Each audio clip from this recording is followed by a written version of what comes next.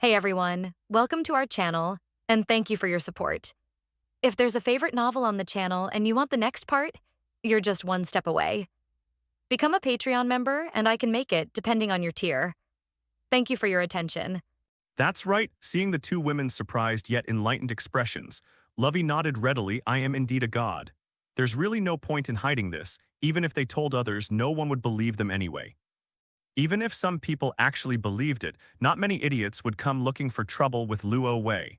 Do you really think Luo Wei wouldn't kill someone? Upon hearing Lo Wei acknowledge her identity, Yatsuya Miko fell into deep thought, considering whether she should become Lo Wei's priestess, as this matter concerned her life's most important thing. Once you become a priestess, you may be destined to serve Lovey for the rest of your life. She didn't know how to make a decision for a moment. Seeing this, Luo Wei didn't press the matter and said, if you're unwilling to make a decision, you can go to the Yin-Yang Bureau. You possess the highest level of Yin-Yang eyes, making you an invaluable asset to them. They can definitely protect you. Think about it yourself. After saying that, Luo Wei withdrew the power he had given to Yurikawa, and Yurikawa lost the ability to see evil spirits. This might not be a bad thing for her. Afterwards, Luo Wei bid farewell to the two girls, left the rooftop, and returned to the classroom. When Ritsute Naka saw Luo Wei return, she could no longer contain her curiosity and asked, Hey, Luo Wei, what's your relationship with those two girls from earlier? Could they be your friends who cook for you? Seeing her gossipy look, Luo Wei gave her a light tap on the head. Shut up. Just as Ritsute Naka was about to say something, the school bell rang and the teacher pushed open the door and walked in. Left with no other choice, Ritsute Naka had to put aside her gossip and focus on her lessons. She didn't want to daydream in class and get caught by the teacher. Time flies, and it's time to get out of school again. Just as Ritsute Naka was about to continue gossiping, Mio Akiyama pulled her away. Bored, Luo Wei was about to leave the school to wander around and explore what other strange things had been stitched together in this world. As a result, they were blocked at the school gate by Yurikawa Hana and Yatsuya Miko. When Yatsuya Miko saw Lovey, she took a deep breath and said, I've made up my mind. I want to become a shrine maiden. Are you sure? Yatsuya Miko nodded and said in a low voice, please. Lovey didn't know why Yatsuya Miko made such a decision, but since she had agreed to be his shrine maiden, he wouldn't push her away. After all, he really did crave her body. All right, come with me.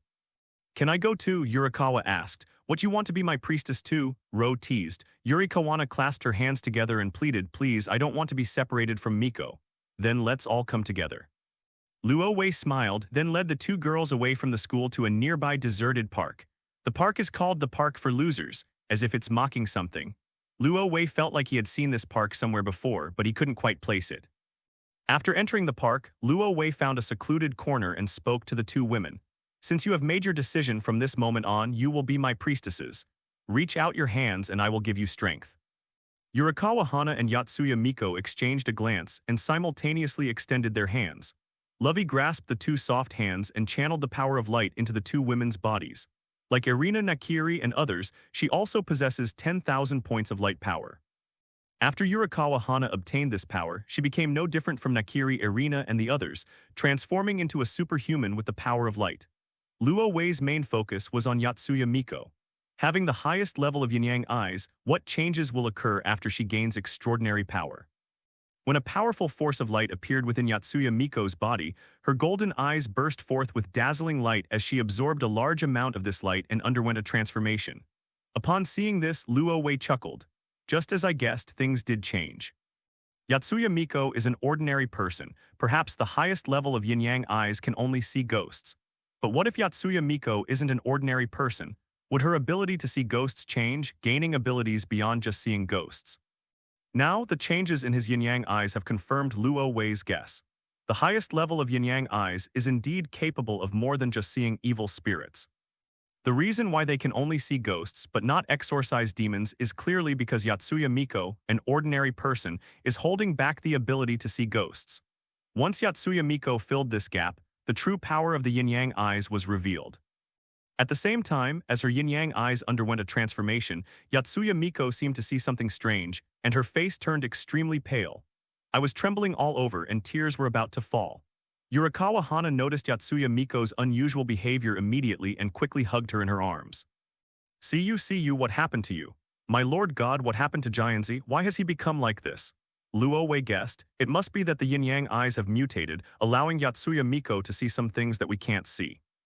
It's okay, it'll be fine in a while. Yurikawa Hana froze for a moment, then hugged Yatsuya Miko tightly, her face full of worry. After a while, the light in Yatsuya Miko's eyes finally disappeared. She came to her senses and suddenly burst into tears. How scary, Zaya Ohua, it's really scary. Yurikawa Hana could only hug Yatsuya Miko and keep comforting her. It's okay, I'm right here, it's really okay. After Luo Wei and Yatsuya Miko calmed down, they asked curiously, what did you just see? Yatsuya Miko said, trembling, my lord god, I have seen a very terrifying future. A terrifying future? Luo Wei stroked his chin and said, it should be future vision. I didn't expect that the highest level of yin-yang eyes would actually have the effect of seeing the future. Of course, it is also possible that the mutation occurred after coming into contact with one's own power of light. However, what intrigued Luo Wei even more was what kind of future Yatsuya Miko had seen that had frightened her so much, so Luo Wei asked her about it. It's zombies, endless zombies. Upon hearing Luo Wei's question, Yatsuya Miko stammered, number. Soon, a horrifying anomaly will occur in Tokoname City near Tokyo, where large numbers of humans will turn into zombies and attack living people everywhere. Although the government intervened immediately, the zombies were mutating far too fast. 1 month later, Tokyo fell. 6 months later, the entire country of Japan had fallen. A biohazard outbreak occurred in Tokoname City, Tokyo fell a month later, and Neon fell 6 months later. This is somewhat unbelievable. To be honest, Lo Wei didn't find the Resident Evil incident at all unbelievable. After all, this world is a patchwork of too many strange things, with Bedmaster City, Raccoon City, and even Umbrella Corporation, so it's not surprising that a biohazard outbreak occurred. In Lo's view, it would be strange if a biohazard crisis didn't break out. However, the fact that Tokyo fell within a month and Japan within 6 months seems somewhat unbelievable, because this world has stitched together far too many things. Demons and monsters are everywhere. Even these things didn't make Japan fall, so why should a mere Resident Evil make Japan fall? Do you really think those top-tier onmyoji don't exist? Or perhaps those demons and monsters don't exist?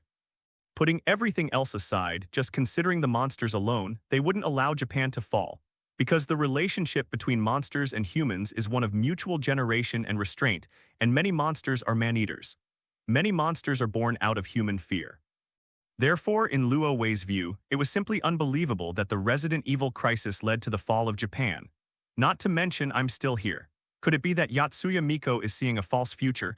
Luo Wei was completely baffled. Are you sure that in the future you see the entire territory of Japan has fallen? Luo Wei asked. Yatsuya Miko nodded. I saw it clearly. And what about me? Ro asked. Didn't I do anything in this disaster? Although Luo Wei is not Japanese, he wouldn't just watch Japan fall and become a zombie paradise. After all, if this place had become a zombie abode, why would he still be having so much fun here? Yatsuya Miko was taken aback, then recalled the future she had seen, and her expression became strange. I didn't see you. Yatsuya Miko said, in the future I see many unfamiliar people have appeared and given their lives to fight against the mutated zombies, but Lord Lovey, you don't seem to exist. At least after Japan fell, I never saw you and what? Ro continued to ask.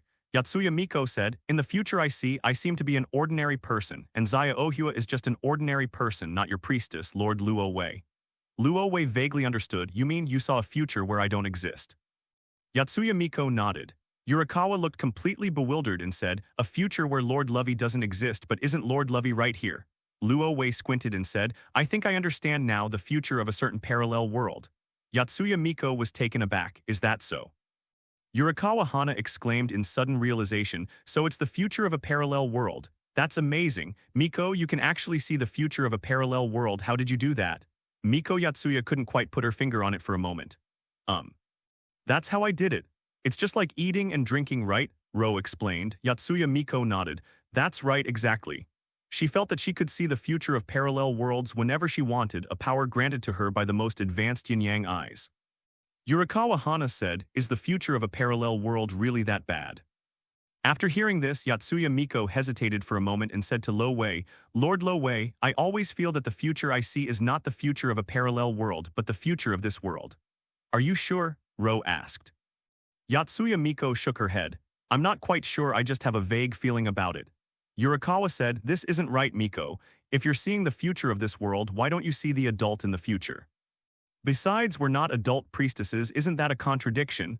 Yatsuya Miko nodded. This was also what she found contradictory. That's why she wasn't sure if what she was seeing was the future of the world. Looking at the hesitant Yatsuya Miko, a thought suddenly flashed through Luo Wei's mind, and he had a conjecture. Perhaps what Yatsuya Miko saw was the original future of this world. That is, the future in which I did not travel to this world. Because they didn't travel to this world, Yatsuya Miko and Yurikawa Hana are just ordinary people, which aligns with the future Yatsuya Miko foresaw. But Lo still couldn't be sure how a mere biohazard crisis could have caused this world's neon lights to fall. After all, this is a chaotic world of crossover anime and manga. Could it be that I underestimated this biohazard crisis? Gianzi, I'm asking you, when did the biohazard crisis in Bedhouse City break out, and were there any special signs before it broke out? Recalling the future she had envisioned, Yatsuya Miko slowly said, based on my observations, the biohazard crisis in Tokoname City will erupt in a week. There were no warning signs before it broke out. This crisis erupted suddenly. After the outbreak, the entire city of Bedmaster was thrown into chaos. A large number of people lost control of themselves and turned into zombies, attacking others everywhere. Shortly after the zombie outbreak, the government intervened immediately and dispatched a large number of troops to seal off the city of Bedrock. No zombies are allowed to leave Bedhouse City. Then, a large number of onmyoji and exorcists entered the city of Tokoname to eliminate the zombies. For a period of time initially, the zombie outbreak in Bedmaster City was indeed contained. But soon after, some onmyoji and exorcists were infected with the virus, lost their minds, and turned into zombies. These zombies are extremely destructive. After breaking through the blockade, zombies began to appear in Tokyo one after another. Although this special group of zombies was quickly eliminated, the mutated virus began to spread. Soon afterward, even the legendary monsters were infected by the virus and began attacking humans everywhere. A month later, Tokyo was completely overrun, the virus was out of control, and it spread to all parts of the country. 6 months later, Japan was completely overrun and became a zombie abode. Upon hearing this, Luo Wei's eyelids twitched several times. That's interesting, really interesting. It wasn't just ordinary people who were infected with the virus and turned into zombies. Even onmyoji, exorcists, and yakai are not exempt. They can also be infected. This reminded Luo Wei of the Marvel Zombies universe. In this universe, even superheroes and gods have been infected by the zombie virus and turned into super zombies. It even eventually spread throughout the entire universe. Luo Wei was certain that the biochemical viruses in this world were not yet that terrifying. It can infect the entire universe. However, it should not be underestimated, since even extraordinary beings like onmyoji, exorcists, and yakai can be infected, which is somewhat unbelievable. Clearly, this is not an ordinary biochemical virus. I underestimated this chaotic and terrible world. It's truly hard to imagine that such a virus could be born. But thinking about it carefully, given how chaotic the world is, it's not surprising that such a virus could emerge from it. God knows what these viruses are made of. Luo Wei then asked, Gianzi, in the future you see besides Japan have similar crises occurred in other parts of the world? Yatsuya Miko shook her head. No, only Japan has it, kindness. Lo keenly sensed something was amiss. It was only found in Japan, not anywhere else in the world. No matter how you look at it, this seems very strange. Could it be that some organization or mastermind is using Japan as a guinea pig? If that's the case, then who are this organization and the mastermind behind it? The first suspect that popped into Luo Wei's mind was the infamous Umbrella Corporation. These are what are known as protective umbrella companies. There's no way around it. When it comes to creating Resident Evil-themed content, this company is absolutely the most professional. Moreover, there happens to be a branch of this group in Tokyo. The fact that the first biohazard outbreak occurred in Tokoname City, the closest city to Tokyo, is just too much of a coincidence. Perhaps I should go and take a look at this branch office. Luo Wei's eyes flickered and he made a decision in his heart. All right, I understand. Luo Wei waved his hand and comforted Yatsuya Miko and Yurikawa Hana. It's just a small accident. You two go back first, I'll take care of this little matter. Meanwhile, on the other hand, Tatsuki Academy, Irina Nakiri is preparing a fish in her kitchen.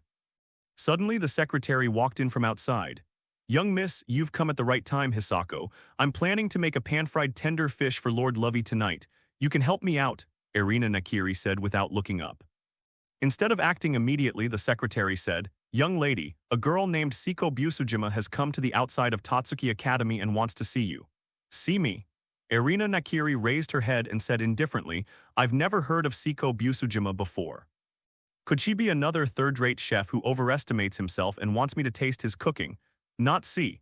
She's busy making dinner for Ro right now, so she doesn't have time to see anyone unimportant. The secretary hesitated for a moment before saying, Miss, this Siko Busujima doesn't seem to be a chef, but rather the heir to a kendo dojo. Huh. Irina Nakiri stopped what she was doing. What did this kendo dojo heir, who had nothing to do with her, want with her? It would be understandable if he were the heir to a restaurant or hotel. But why would the heir to a kendo dojo want to talk to a cook like me? Do you intend to cook for some dojo yourself? That shouldn't be the case.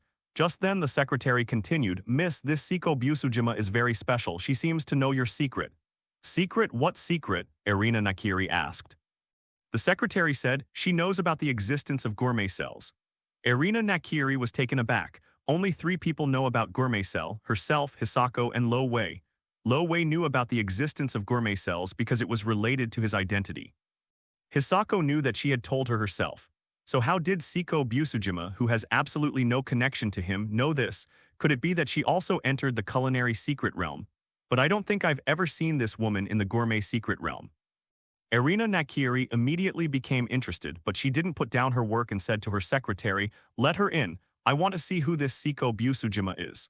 The secretary nodded and turned to leave the kitchen. A moment later, the secretary led in a spirited young woman.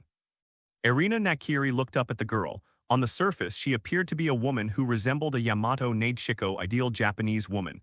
It seems there's no connection between him and the successor of the Kendo Dojo. Her figure is also top-notch, even better than mine. Her figure was already considered excellent among her peers, but Siko Busujima's figure was subtly superior to hers. It's unbelievable and incomprehensible. However, when she saw Siko Busujima's gaze, she was immediately startled by those sharp eyes. Siko Busujima's gaze was like a drawn blade, incredibly sharp. If you weren't careful, you'd be sliced in two. Irina Nakiri found it hard to imagine how a woman who resembled a Yamato Neideshiko could have such a sharp gaze. At that moment, she became extremely interested in the girl named Siko Busujima. Siko Busujima, right? Tell me, how did you find out about gourmet cells? When Siko Busujima heard Irina Nakiri ask the question, she took a deep breath and slowly said, if I told you that you told me about the gourmet cells yourself, would you believe me? Huh. Irina Nakiri couldn't help but give her a are you kidding me? Look. What nonsense are you talking about? I don't know you at all and I've never even met you before. How could I possibly tell you something like this? Siko Busujima broke into a smile that instantly shattered her image as a young, demure Yamato Neideshiko. She transformed from a gentle woman into a deadly demon. I'm not lying, Commander-in-Chief. You did tell me about the food cells yourself. But not now, but in a future where human life is as cheap as ants and demons and zombies roam freely. Irina Nakiri's eyes flickered as she looked at Siko Busujima in surprise. He seemed shocked by her words. What do you mean? The secretary asked urgently. What do you mean by saying that human life is as cheap as ants and that demons and zombies roam freely? What nonsense are you spouting? Siko Busujima calmly stated, I'm not talking nonsense, I'm talking about the real future. Irina Nakiri raised an eyebrow. You mean you can see the future? No, to be precise, I came back from the future just 1 day ago, Siko Busujima said earnestly. Let's rewind to 1 day ago. Tokoname City, Fujimi Private Academy. As the captain of the Kendo Club, Siko Busujima, as always, comes to the Kendo Club after school to practice Kendo and give pointers to her juniors. After finishing her work at the Kendo Club, Siko Busujima took a shower to wash away the sweat and left the school. On the way home, I vaguely sensed that someone was following me, but Siko Busujima was not afraid at all. Instead, she gripped the wooden sword in her hand and walked into a secluded path. No one saw the glint of excitement, agitation, and even bloodlust in her eyes as she entered the path. Shortly after, another figure followed Siko Busujima in. He was a middle-aged, overworked office worker. He followed closely behind Siko Busujima, and taking advantage of the fact that no one was around, he quickly closed the distance between himself and Siko Busujima. Siko Busujima stopped and glanced back at the middle-aged office worker. Uncle, what are you doing following me? The middle-aged office worker didn't say anything, but instead stared greedily at every inch of Siko Busujima's skin. This gave Siko Busujima a very strange feeling. It was as if the man in front of her was yearning for her body. But this desire has nothing to do with sexual desire between men and women. It is related to appetite. She noticed that the way the man looked at her wasn't like he was looking at a beautiful, mature woman, but more like he was looking at a delicious steak or a freshly roasted chicken. That's not how a man looks at a woman. That's how humans look at food. In an instant, Siko Busujima became alert, realizing that the guy in front of her was different from those other lecherous and lustful men she had encountered before. Thinking of this, Siko Busujima subconsciously drew her wooden sword and pointed it at the man in front of her. The middle-aged office worker couldn't help but laugh when he saw the wooden sword in Siko Busujima's hand, his mocking expression undisguised. Immediately afterwards, he rushed toward Siko Busujima at an astonishing speed. So fast. Siko Busujima hadn't expected the man to be so fast, like a black man in a 100-meter dash, no, even faster than a black man in a 100-meter dash. It sprinted towards him in the blink of an eye. But at this moment, Siko Busujima's swordsmanship, honed through countless trials, finally came in handy. The body acted before the brain, and with a sudden thrust of the wooden knife, it aimed for the throat of the middle-aged office worker. Bump. This move precisely struck at the throat of middle-aged office workers. The throat is the most vulnerable part of a human body. Even though Siko Busujima's weapon was a wooden sword, the angle and force with which she thrust it into a human's throat were remarkable. Enough to shatter this vulnerable part and send it to hell. Under normal circumstances, Siko Busujima would not kill people because this is a civilized society. She was unwilling to sacrifice her beautiful life for a middle-aged office worker. But for some reason, this time, the pressure of being a middle-aged office worker brought her an unprecedented amount of pressure. And under this pressure, she did not hesitate to launch a ruthless attack. But the next second, something astonishing and unbelievable happened. Although her wooden sword pierced the throat of the middle-aged office worker, it failed to shatter his throat. They couldn't even get the other party to take a step back. The middle-aged office worker's throat felt like it was made of iron. The wooden sword not only failed to repel the opponent, but was instead squeezed and twisted, then shattered, turning into a sky full of wood chips. Then the middle-aged office worker grabbed Siko Busujima by the neck and lifted her up. He uttered his first words after meeting Siko Busujima. "I'm starting to eat." The next second, he opened his blood-red maw and bit into Siko Busujima's shoulder, tearing a large chunk of flesh from her body. The intense pain caused Siko Busujima to involuntarily let out a heart-wrenching scream. But the middle-aged office worker felt incredibly relieved and his eyes turned blood-red. Seeing this, Siko Busujima finally remembered. There is a special urban legend in Japan.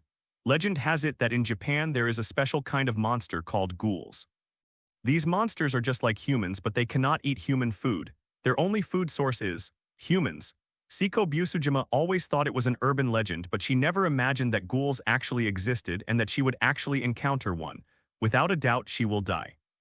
They will die at the hands of this ghoul and become its food. Worry, fear, dread. In an instant, the shadow of death, like an invisible hand, gripped her heart, making it impossible for her to breathe. When fear reaches a certain level, Siko Busujima's pupils contracted violently to the size of pinholes. My brain was subjected to a strong stimulus, and a strange hallucination appeared before my eyes. Zombies, endless zombies. She foresaw the zombie crisis that would erupt in Tokoname City a few days later, the fall of Tokyo, the fall of neon lights, the fall of the Onmyoji, and the fall of the demons. Countless demons have turned into zombies, roaming the land of Japan. This orderly and civilized society has been transformed into a living hell. She struggled to survive time and time again during this upheaval, only to be defeated time and time again, ultimately dying at the hands of a powerful demonic zombie. Interestingly, when she opened her eyes again, she saw a tiny ghoul treating her as food. Siko Busujima was no stranger to this scene, because she has already gone through it once. Just as she was about to become the ghoul's meal, several people tracking the ghoul arrived, chased the ghoul away, rescued her, and took her to the hospital. This also allowed her to avoid the zombie crisis that broke out in Bedhouse City at the first opportunity. This time, however, Siko Busujima has no intention of letting anyone rescue her. In that brutal apocalypse, she killed countless demons and zombies. A mere ghoul was nothing in her eyes. It's not worth mentioning at all. At the same time, the ghoul who was enjoying his meal suddenly stopped. The ghouls could clearly sense that the atmosphere had changed. The food that had been screaming just moments before suddenly stopped screaming and instead looked at me with a strange expression. It was as if I were looking at ants on the roadside or bedbugs that I could crush at any moment. This infuriated him, because he had seen that look in the eyes of many people, especially the flock of white doves that kept chasing after him. It's one thing for them to look down on themselves, but now they're even looking down on a piece of food. This is utterly upside down. Then he grinned menacingly. He had decided to eat the other person piece by piece, to let the food taste the pain of being eaten bit by bit. However, at that moment, the food raised a hand and lashed out at its head like a whip. It was so fast that he didn't even have time to react. Bump, that hand slapped itself hard across the face. The enormous shock, like a landslide or a tsunami, caused him to lose control and drop the food in his hand. He was sent flying like a cannonball, crashing into the wall with a thud. For a moment I felt dizzy and weak in my limbs. The ghoul could hardly believe it. How could a mere human unleash such power? It even blasted itself away. Is this even human? When did humanity acquire such power? If she had that kind of power, why didn't she just knock herself away instead of having a piece of her flesh bit off? What happened? What exactly happened? The ghouls were confused. On the other hand, after Siko Busujima knocked the ghoul away, she fell to the ground and quickly got up. She looked down at her right hand. Although she had tried to use skill in that strike, her right hand was still inevitably swollen, and the bone seemed to have a slight crack. There was no other way. She had just been reborn from the future to this point in time, and her body had not yet been strengthened. The power unleashed by using the Wu clan's liberation technique was too much for my body to handle. However, all of these are within tolerable limits. Siko Busujima began to change her breathing, ripple breathing technique. This was an extraordinary skill she learned from the commander-in-chief she followed in a future where human life was as cheap as an ant. By simply changing your breathing, you can do many incredible things. As Siko Busujima breathed, the blood on her shoulder stopped flowing, and the wound even began to scab over at a visible speed. The swelling in my right hand began to subside, and the minor bone fracture began to heal. Liberation 50%. This is the limit that Siko Busujima can withstand. If she exceeds this limit, her body will inevitably break down, and even ripple breathing will not be able to save her. But for a ghoul, that's enough. The next second, Siko Busujima rushed towards the ghoul with astonishing speed. Before the ghoul could react, she grabbed its neck with one hand and twisted it forcefully. Click! Siko Busujima snapped the ghoul's neck instantly, twisting it 720 degrees. After swaying a few times, he collapsed to the ground with a thud. Even a ghoul with incredible vitality would surely die from such an injury. Then, Siko Busujima left before the hunters arrived. Let's go back to the present, inside the gourmet workshop at Tatsuki Academy. Siko Busujima told Irina Nakiri everything about her rebirth, including the zombie outbreak and the fall of Japan. The reason he told Irina Nakiri was because of this person in front of him who was the same age as him. He once turned the tide during that massive natural disaster, protecting many people single-handedly, including herself. He even taught her many skills, including but not limited to the liberation of the Wu clan, Ripple Qigong, and so on. Therefore, Siko Busujima had a natural trust in Irina Nakiri. That's why, on the very first day after her rebirth, she sought out Irina Nakiri and told her about the horrific ordeal she would face in the future. Make sure the other party is fully prepared. After listening to Siko Busujima's story, Irina Nakiri and her secretary exchanged a glance, both seeing deep disbelief and incredulity in each other's eyes. Resident Evil neon lights fall, reborn, and returned. No matter how you look at it, this seems like a story from a novel. Are you sure what you're saying is true? Irina Nakiri couldn't help but ask. Siko Busujima solemnly stated, although it sounds incredibly unbelievable, I can assure you that everything I've said is true and not a single word is a lie. Irina Nakiri frowned and asked, why are you telling me something so important? Because you are my commander-in-chief. Commander-in-chief? Siko Busujima nodded. In the future I've experienced, although Japan has fallen, humanity hasn't been wiped out. Several large powers are rooted in Japan, constantly fighting against this natural disaster.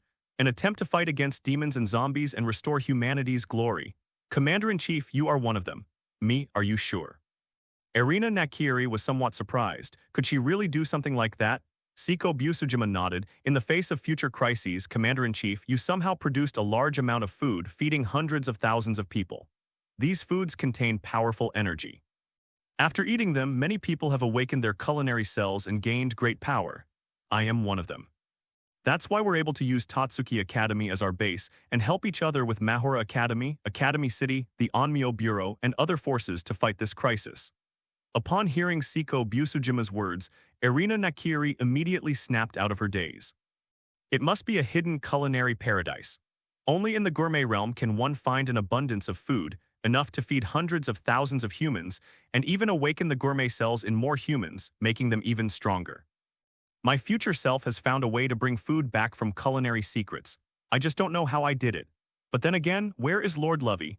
Why did Siko Busujima never mention Lord Lo's existence after she spoke of the future? This made Irina Nakiri very curious. With Lord Lovey's strength, dealing with this crisis shouldn't be too difficult. Why did Siko Busujima remain silent about this? Irina Nakiri couldn't help but ask, where is Lord Lovey? You've said so much, why don't you talk about Lord Lovey? Didn't Lord Lovey take any action during this crisis? Siko Busujima was taken aback, then asked, Love, who is that? Irina Nakiri's eyelids twitched and she stared intently at Siko Busujima. You don't know Lord Luo Wei? Siko Busujima shook her head and said, I've never heard of Lo Wei before, Commander-in-Chief. Irina Nakiri gave Siko Busujima a deep look and chuckled softly. Commander-in-Chief, Siko Busujima suddenly noticed a change in Irina Nakiri's gaze. Irina Nakiri breathed a sigh of relief. You almost scared me just now, I thought what you said was true. Siko Busujima. What's going on? Why does Irina Nakiri suddenly not believe me? Everything she said is true. Commander-in-Chief, I didn't lie to you. Irina Nakiri said with a cold laugh, I admit you have a good way with words. What you said just now sounded so real that even I almost believed it. Although I don't know where you got the information about the existence of gourmet cells, you have revealed a flaw. Siko Busujima was completely bewildered and didn't understand. Irina Nakiri said, your biggest weakness is that you don't know Lord Lovey. If what you said is true, and if you really become my subordinate in the future, then you will definitely know Lord Lovey. This is your biggest weakness.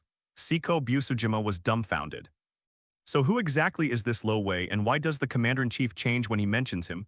Commander-in-Chief, enough. Irina Nakiri snorted coldly, interrupting Siko Busujima. I have no interest in listening to your nonsense. Hisako, see her off. I still need to make dinner for Lord Lovey. What a waste of my time, so boring. After saying that, Irina Nakiri gave Siko Busujima no further chance to explain and turned to leave. The secretary sighed and said to the dumbfounded Siko Busujima, please leave here, Ms. Busujima. Siko Busujima watched Irina Nakiri's departing figure, then slowly stood up from the sofa and, escorted by her secretary, left Tatsuki Academy. As she stepped out of Tatsuki Academy, she suddenly asked, Lady Shirato, who exactly is this Lovey that the Commander-in-Chief mentioned? She realized that the reason the Commander-in-Chief didn't believe her was entirely because of this Lord Luo Wei. Therefore, she had to find out exactly who this Lord Luo Wei was. To be honest, the secretary didn't quite believe Siko Busujima's words either, but perhaps Siko Busujima's gaze was too sincere. She hesitated for a moment but still revealed Luo Wei's identity. Lord Luo Wei is the deity that Miss and I worship. Huh? Siko Busujima was stunned. A god. She had never heard of the Commander-in-Chief and Hisako Shinto believing in a god, and even if the two of them were truly believers in this god, why did the two of them never mention the name Luo Wei in the future? More importantly, if gods really exist, why would Japan fall to the Japanese in the future? Siko Busujima's eyes flickered, and she suddenly realized what was happening. Could it be that the Commander-in-Chief and Hisako Shinto have been deceived by this guy named Lovey? Afterwards, a zombie outbreak occurred, and the conman was exposed by the Commander-in-Chief and Lord Shinto. That's why the two of them never mentioned this matter again, because this is their dark history. Siko Busujima became increasingly convinced that she was right. If gods truly existed, why didn't she see a single one descend to save humanity after Japan fell to the Japanese? Therefore, gods and spirits are absolutely a lie. However, she couldn't just tell the Commander-in-Chief and Hisako Shinto so bluntly. Judging from their expressions, they seemed to have complete faith in Luo Wei, this swindler. She had to find an opportunity to expose this fraudster and make the Commander-in-Chief and Hisako Shinto believe in her. At this point, there were still a few days before the biohazard outbreak. She must find Ro as soon as possible and expose this fraudster. Siko Busujima took a deep breath and said to her secretary, Lady Shirato, may I pay my respects to this deity? Perhaps he can prove that what I said is true. The secretary was taken aback and then wanted to refuse. But Siko Busujima suddenly knelt down and performed a doja, a traditional Japanese kneeling posture, towards her secretary. Please, Lord Shinto, this concerns the safety of hundreds of millions of people. Please allow me to pay a visit to this deity. The secretary was shocked. She hadn't expected Siko Busujima to kneel down in front of her, especially when you hear that this matter concerns the safety of hundreds of millions of people. The secretary, realizing the seriousness of the matter, finally agreed. I understand. I'll inform Lord Luo Wei right away. After saying this, she put her hands together and began to pray, Lord Lo, can you hear me? At the same time. Luo Wei had just parted ways with Yatsuya Miko and Yurikawa Hana. After learning from Yatsuya Miko that a biohazard crisis would break out in Japan in the future, he planned to go to the Tokyo branch of the Umbrella Corporation. However, on his way to the Tokyo branch of the Umbrella Corporation, he suddenly heard his secretary praying. I'm here, is there anything I can help you with? Luo Wei continued on his way while entertaining guests. The secretary glanced at Siko Busujima, who was bowing deeply, and told Luo Wei about her existence and her rebirth. The more Luo Wei listened, the brighter his eyes became. He had just heard about the disaster from Yatsuya Miko when Irina Nakiri met a survivor who had personally experienced it. What's this? When the time is right, heaven and earth lend their strength. Wait here, I'll be right there. Luo Wei glanced at the Umbrella Corporation's Tokyo branch, which was just a stone's throw away, then turned and left. Anyway, the company is here and no one can move it. Perhaps we should go and meet this reborn person first. Maybe we can hear more details about this disaster from her. Not long after, Luo Wei arrived at Tatsuki Academy. As soon as I reached the main entrance, I saw the secretary, who had been waiting for a long time, and Siko Busujima. So he took a serious look at Siko Busujima. She was pretty much as he remembered her. She looked like a typical Japanese woman, but her eyes were unusually sharp and fierce. It's even sharper than in the original story. Siko Busujima now is like a sharp blade drawn from its sheath. Even the slightest touch will result in a cut. On the other hand, while Lo Wei was sizing up Siko Busujima was also sizing up Lo Wei. Is this the deity worshipped by the Commander-in-Chief and Hisako Aragaki? No matter how you look at him, he seems like an ordinary man without any divine airs. He really is a fraud. She had to expose this guy here and remind the Commander-in-Chief and Hisako Shinodo in time to make them believe her. We must be fully prepared before this disaster strikes. This time, we absolutely cannot repeat the same mistakes. Thinking of this, Siko Busujima stepped forward a few paces. Are you Lord Lo Wei? Read books during the Spring Festival, top up 100 and get 500 VIP points. Luo Wei always felt that Siko Busujima was a bit strange. Although her tone was gentle, the way she looked at me was like a knife. He could rush up and punch me at any moment. What's going on? Luo Wei was completely puzzled. Could it be that he had offended her? But the problem was that the two of them had never met before. Why would Siko Busujima be so hostile towards him? Luo Wei was very curious and asked bluntly, we don't think we've met before, so why do you seem to dislike me? Upon hearing this, the secretary looked at Siko Busujima with displeasure. This woman is something else. I was trying to help her out of kindness, but she was so disrespectful to Lord Luo Wei. Siko Busujima inwardly cursed her miscalculation, realizing she had been too obvious and had been seen through. This was not good, especially since Hisako Shinto had noticed the displeasure in her eyes when she looked at her. If she can't expose the swindler, she might lose his trust. Since that's the case, let's just lay our cards on the table. Siko Busujima took a deep breath and said frankly, I do have a problem with you because in the future I see there are no gods. Since Lord Luo Wei is a god, could you show me? Lo Wei squinted, not only because Yatsuya Miko didn't see herself after that terrible future. Even in the future that Siko Busujima personally experienced, was she not even a part of it? It seems that what they saw and experienced in the future was likely something that happened before they traveled to this world. Now that I'm here, the story is naturally different. Lo Wei didn't mind Siko Busujima's offense and readily agreed. He was also very interested in Siko Busujima. As long as you defeat her and then give her a little treat, Siko Busujima will follow you wholeheartedly, and she won't even mind if Lo Wei has other women. Such a woman is simply wonderful. Luo Wei likes her and naturally doesn't mind if she offends him in the slightest. Lo Wei raised his hand and dragged Siko Busujima into his own dimension of light. Two people appeared out of thin air, hundreds of meters in the air. Welcome to my world. With a snap of his fingers, a spiral staircase extending downwards appeared beneath Luo Wei's feet. Standing on the steps, Siko Busujima could clearly see the boundless grassland and the magnificent palace built on it. The palace is astonishingly large, as if it were built by a giant. The corridor alone is like the Great Wall, exaggerated, majestic, and even sacred. As they descended the spiral staircase, the two entered the magnificent palace. Big, this was Siko Busujima's first impression. Although she could see the magnificent palace from hundreds of meters in the air, Siko Busujima was still awestruck when she entered it. Because this place is just too big. One floor tile alone covers more than 10 square meters. The palace ceilings are terrifyingly high, reaching tens or even hundreds of meters. Siko Busujima walked through the palace as if she were an ant walking through a human house. She had reason to suspect that the palace was actually for giants to live in. Despite being deeply shocked, Siko Busujima still did not believe that Lo was a god. These things alone cannot prove that you are a god. How about this? Luo Wei snapped his fingers, and instantly the sky was covered with dark clouds with streaks of lightning flashing. A torrential downpour poured down as if a crack had opened in the sky and endless rainwater washed over the entire earth. How about this? Luo Wei snapped his fingers again and the torrential rain stopped instantly. It didn't stop raining, it just stopped in midair. The rain seemed to have been paused, frozen in midair, motionless.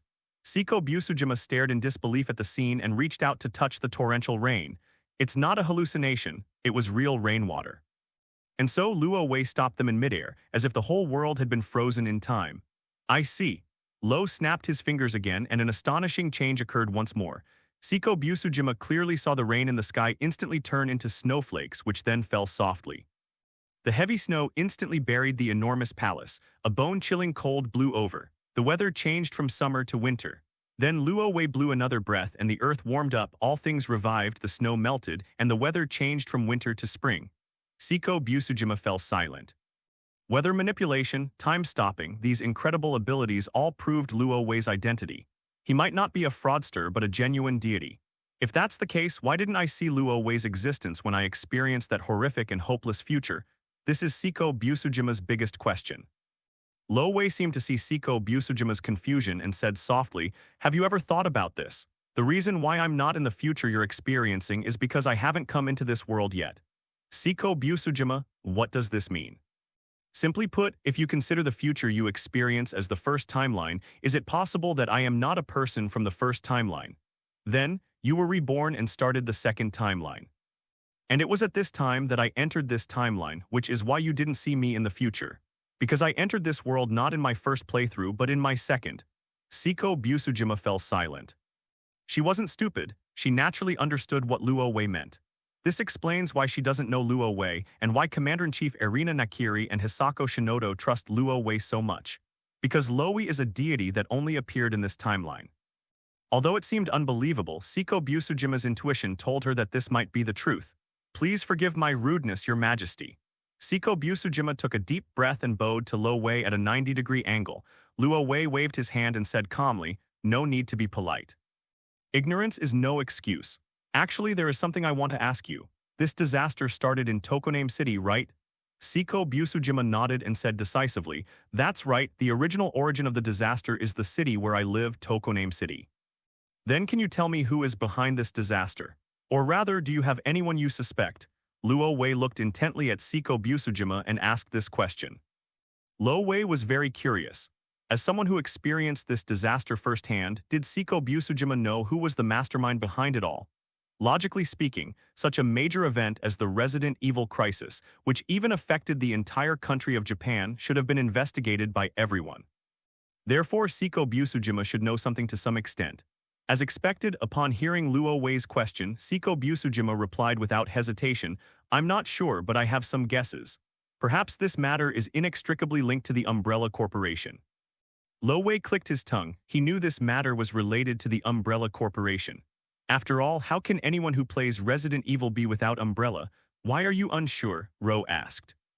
Siko Busujima said, "After the biohazard outbreak in Tokoname City, some people pointed out that the Umbrella Corporation was involved, and the government intervened in the investigation immediately.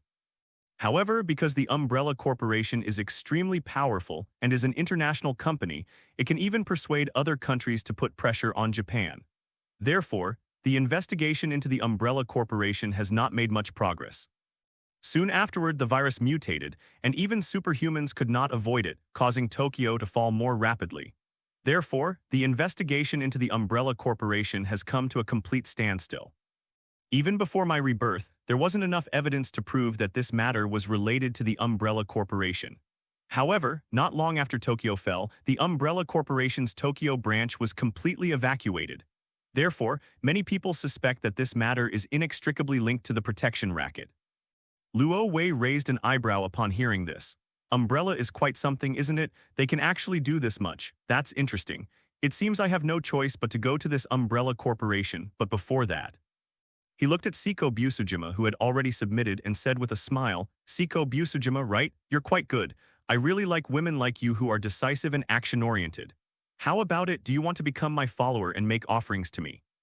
In exchange, I can grant you great power. Seiko Busujima was somewhat surprised that Lo Wei was still willing to accept her as a believer, even though she had just doubted his identity. This deity is more magnanimous than I imagined. Moreover, she does indeed need powerful forces to deal with that biohazard crisis. Therefore, Seiko Busujima knelt before Lovey almost without hesitation. Thank you for your recognition, Your Majesty. If Your Majesty does not mind my previous offense, I am willing to offer everything to Your Majesty. Luo Wei laughed heartily. I like decisive women like you. After saying that, he placed one hand on Seiko Busujima's shoulder and shared a portion of his power of light with her. Like everyone else, 10,000 points of light power. It is equivalent to 1/10,000th of Lo's strength. After receiving the power bestowed upon her by Lo, Seiko Busujima finally understood why the Commander-in-Chief and Hisako Shinodo respected this man so much. Because he gave so much. Before her rebirth, she fought under Irina Nakiri, where she not only awakened her gourmet cells but also acquired various combat techniques, making her incredibly strong. However, compared to the power he had just acquired, the power he had gained before his rebirth was insignificant. Such immense power was bestowed upon him without a second thought, without even blinking. She had never seen such a generous deity before. Who can withstand this? Anyway, Seiko Busujima felt she couldn't take it anymore. So this time she knelt down on the ground, prostrated herself, and once again swore allegiance to Lovey, vowing to worship only Lovey as the god for the rest of her life. Luo Wei smiled and said, "Get up." Without a word, Seiko Busujima quickly stood up, as obedient as a loyal dog. Afterwards, Lo took Seiko Busujima and left the Dimension of Light, returning to the main gate of Tatsuki Academy. The secretary stood there, never leaving. Seeing Lovey and Seiko Busujima return, he immediately breathed a sigh of relief. Lord Lovey. Luo Wei nodded and pointed at Seiko Busujima, saying, "From now on, Seiko Busujima is also my follower and can be considered your companion." The secretary was somewhat surprised that Seiko Busujima's questioning of the master was accepted by him without holding a grudge. The adult is indeed more magnanimous than I imagined. The secretary immediately said, "I will pass this on to Miss." As for what Seiko Busujima said earlier, what do you think, sir? It should be true. I have a priestess with top-notch yin-yang eyes who saw this terrible future through her futuristic vision. The secretary was immediately taken aback. Seiko Busujima suddenly realized why the deity believed her so readily. It turns out that this disaster had been anticipated all along. With his ability to see into the future, Lord Lovey's subordinates are indeed full of talent. Looking at his somewhat panicked secretary, Luo Wei said, "Don't panic, I will handle this personally. Just do what you need to do next. Don't worry, everything will be fine." After saying that, Luo Wei turned to look at Seiko Busujima and said, "Come with me." The next second, he and Seiko Busujima disappeared from the spot. Upon seeing this, the secretary immediately ran back to Tatsuki Academy and told Irina Nakiri everything. Irina Nakiri was somewhat displeased when she heard that the secretary had contacted Lovey because of Seiko Busujima's matter. But after hearing that Luo Wei was very happy about this, he didn't say anything. Later, when I heard that Seiko Busujima had also become a follower of Lo, I couldn't help but click my tongue and think, what a lucky girl. Later, when the secretary said that Luo Wei confirmed that everything Seiko Busujima said was true, his expression changed drastically. However, she was relieved when she learned that Luo Wei intended to handle the matter personally. Since the adults have decided to take action personally, this matter is unlikely to happen. Lord Lovey is right. I don't need to worry about this at all. I should just do what I need to do. The sky won't fall down. Hisako, come help me. I want to prepare a sumptuous dinner for the adults before evening. The secretary was dumbfounded. Miss this. Irina Nakiri calmly said, "Since you, sir, are personally taking action, this matter will naturally be resolved properly. What we need to do now is to do our job well. Prepare a sumptuous dinner for the adults instead of worrying about these unnecessary things." The secretary was stunned for a moment, then realized, "Oh right, since the master has personally taken action, what am I worried about? Miss, I'm coming to help you right away." She smiled and walked towards Irina Nakiri. On the other hand, after leaving Tatsuki Academy with Seiko Busujima, Lo Wei quickly returned to the Tokyo branch of the Umbrella Corporation. His return this time was naturally to investigate this branch office. Infiltration wasn't Luo Wei's forte, But as a dimensional demon, Luo Wei had too many ways to enter the company without being discovered by the people inside. Even if I bring Seiko Busujima, it's fine. He distorted the surrounding light to create an invisibility effect and swaggered into the Umbrella Corporation's Tokyo branch with Seiko Busujima. This invisibility is so thorough that not only the body shape, but even the footsteps and the voice can be distorted. No one will find out. So Luo Wei walked in with a swagger. Seiko Busujima, who was standing next to him, was amazed and found it incredible. Lord Lo, where should we begin our investigation? Luo Wei thought for a moment and said, let's start by investigating the researchers. If the Resident Evil crisis was indeed orchestrated by the Umbrella Corporation, then the researchers believe they know the inside story. So, Lo took Seiko Busujima on a tour of the vast Umbrella Corporation and soon arrived at the research department. The research department's laboratories were spotless. Everyone was wearing a white coat and it looked quite professional. While one of the researchers was in the restroom, Luo Wei slapped him unconscious and then used his powerful mental strength to forcibly read the man's memories. John Smith, a very typical Western name. And it's the kind that's everywhere. Level 2 researcher at Umbrella Corporation's Tokyo branch. My research specialty is viruses. However, it's not a biochemical virus but HIV. The dream is to one day conquer HIV, completely eradicate this disease and save humanity from suffering. He's a very idealistic person. But that was just John Smith during his college years. Society is a big melting pot. Once you get in, only heaven knows what color you'll become. After graduating from university, John Smith plunged headlong into society with a naive folly and was quickly corrupted. The speed at which this guy fell into depravity is astonishing. In just 1 year since graduation, he has become a seasoned veteran with all sorts of vices, completely different from his university days. If it weren't for Luo Wei reading his memories. He thought this person had also been possessed. The main problem is that they fell into depravity too fast, without even the slightest resistance. 3 years after graduation, he was noticed by people from the Umbrella Corporation, who then bribed him to leak the secrets of his research institute, causing the institute to plummet in value. It was eventually acquired by Umbrella Corporation. John Smith, as a key contributor, was promoted to a Level 2 researcher at Umbrella Corporation. An annual salary of over $500,000 clearly places them in the high-income bracket. Although this guy is despicable and shameless, he has excellent professional knowledge and is a rare talent. Therefore, when the Umbrella Corporation discovered a special virus, it immediately assembled a large number of researchers to decipher and study it. John Smith was naturally one of them. In John Smith's memory, this special virus was called the progenitor virus, which could enhance human abilities and extend human lifespan. Unfortunately, the side effects are severe, so very few people can tolerate them. In an effort to mitigate the harmfulness of the progenitor virus, Umbrella Corporation conducted extensive research. This includes, but is not limited to, using supernatural powers to curb the side effects of the progenitor virus. Even using poison to fight poison. What is meant by fighting poison with poison? It means injecting a new virus into the progenitor virus, causing the two viruses to fight each other, thus evolving into a new virus. Let's see if there's a chance for a benign mutation. So the Umbrella Corporation injected the progenitor virus with the vampire virus. The so-called vampire virus is actually vampire blood. Once a human is infected with this blood, they will turn into the lowest level, ghoul. Therefore, the vampire virus is also known as the ghoul virus. However, the name ghoul virus sounds too offensive, and since the virus was extracted from vampires, people prefer to call it vampire virus. After the vampire virus was injected with the progenitor virus mutated. However, it is not a benign mutation. Instead, it is first and foremost a terrifying malignant mutation. This mutation resulted in a completely new virus which the Umbrella Corporation called the Blacklight virus. When Lo gleaned this information from John Smith's memories, he was stunned. Are you kidding me? It's the Blacklight virus. Isn't this the virus that appeared in the original prototype of Genocide? Don't tell me that this world has also been stitched together with the game prototype. But something's not right. Luo Wei was quite clear about the origin of the Blacklight virus. After all, he had played the game prototype back in the day. The origin of the Blacklight virus dates back to 1962 in the United States, when the Department of Defense and its subordinate Advanced Research Projects Agency secretly established a special unit called Blackwatch.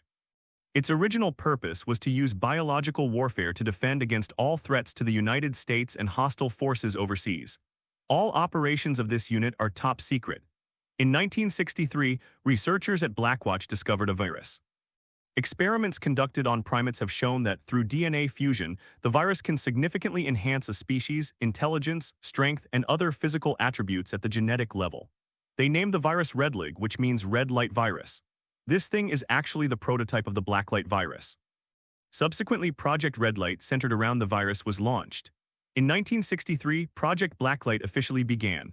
The Blackwatch Corps established a small town in Idaho called Hope and relocated a group of families of fallen soldiers to the area. They lied, claiming the site was an experimental facility for simulating post-nuclear war settlements, while the unsuspecting military families were completely unaware of the true plan. Blackwatch injected the residents with the virus, but at this point, the virus seemed to have no effect on the infected population. In 1965, the first baby was born in Hope Town. The mutations caused by the virus injected into the baby's parents did not seem to affect the baby himself. However, all the peace was shattered in August 1968 when a disease suddenly broke out in Hope Town.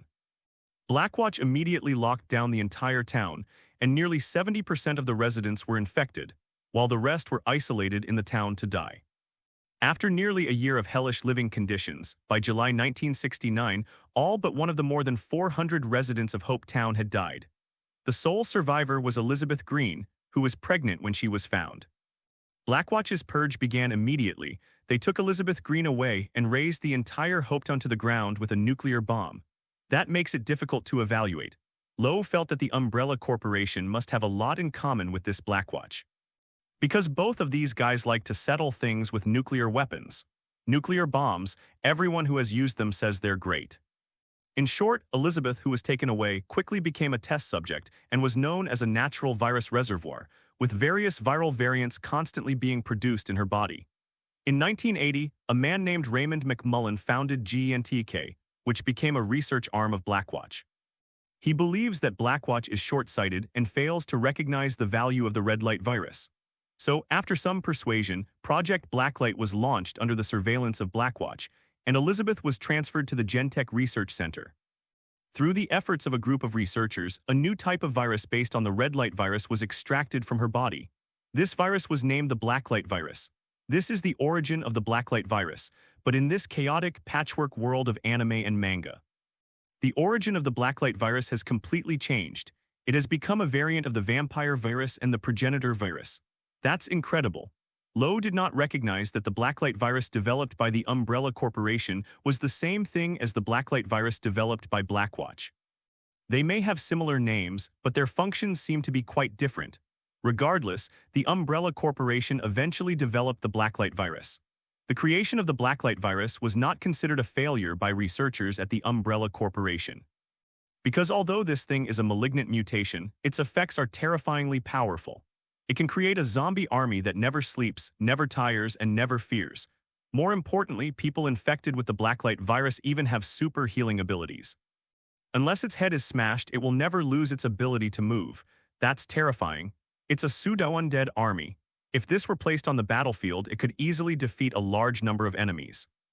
The Umbrella Corporation immediately began in-depth research on the blacklight virus, attempting to curb its side effects and induce benign mutations. As a result, a large number of mice became test subjects. Then, after tens of thousands of studies, an accident occurred. After a white mouse was infected with the blacklight virus, it did not turn into a zombie. Instead, it perfectly inherited the best aspects of the blacklight virus: long lifespan, powerful combat ability, and terrifyingly high regenerative capacity. It's just a rat, but its fighting power is more terrifying than that of a fully armed mercenary. This is the real blacklight virus. When the people at Umbrella Corporation discovered all this, they were overjoyed, thinking they had it all figured out this time. However, after some research, they were surprised to find that this mutated mouse was an exception and had no possibility of replicating the blacklight virus. This left countless researchers feeling dejected. But at that moment, a madman's suggestion came up. A man named Emiya Norikaze made a suggestion. We can release the blacklight virus into a bustling city and infect a large number of people with it. Among them, there will always be a few perfect candidates, just like guinea pigs. At that time, we can capture these perfect candidates and study the perfect blacklight virus from them. As for the city location, Tokyo can be chosen. Hiss.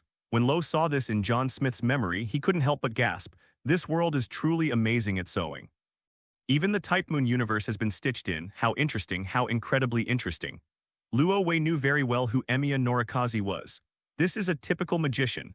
The magicians in the Type Moon world are not human at all, or rather their thought processes are completely different from normal people. In order to achieve their goals, their actions that challenge human values are more and more outrageous than the last. Emiya Norikaze was no exception. In the Fate storyline, this guy is a magician designated to be sealed by the Mages Association. What is a designated seal? It is a method of imprisoning or capturing magicians with extraordinary talents or who have broken taboos under the guise of protection, and confining them for life. Breaking taboos is understandable.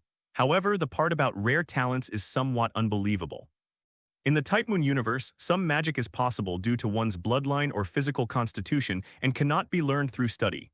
Simply put, it is passed down through bloodlines and cannot be learned by outsiders.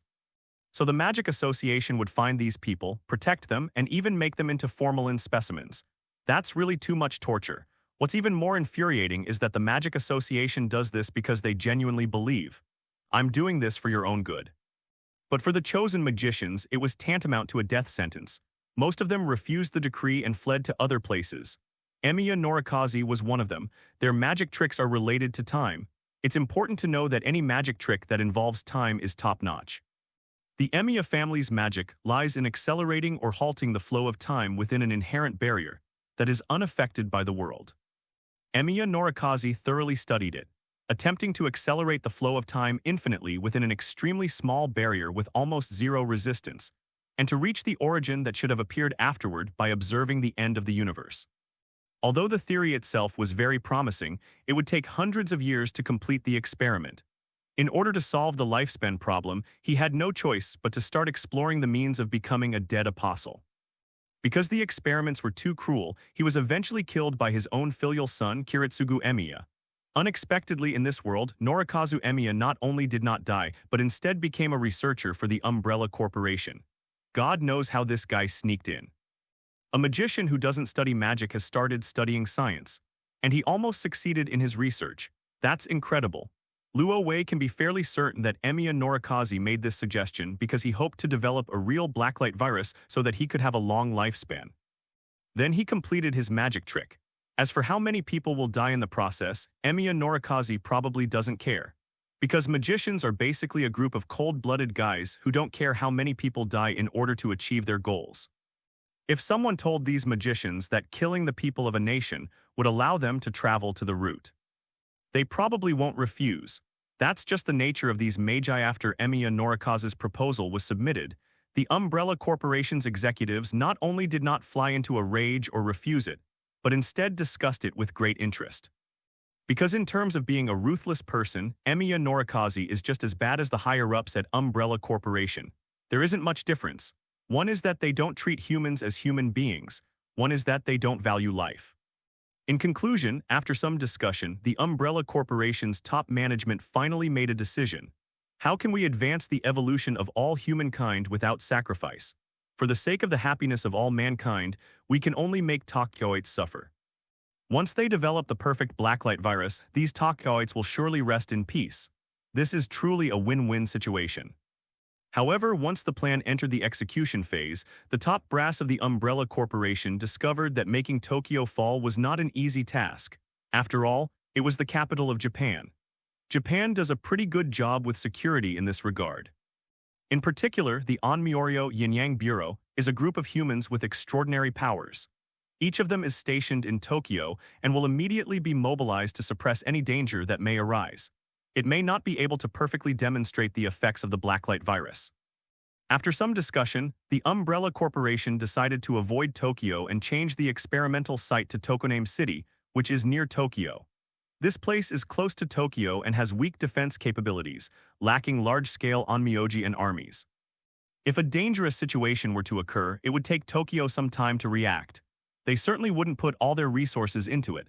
Therefore, this place is a perfect experimental site.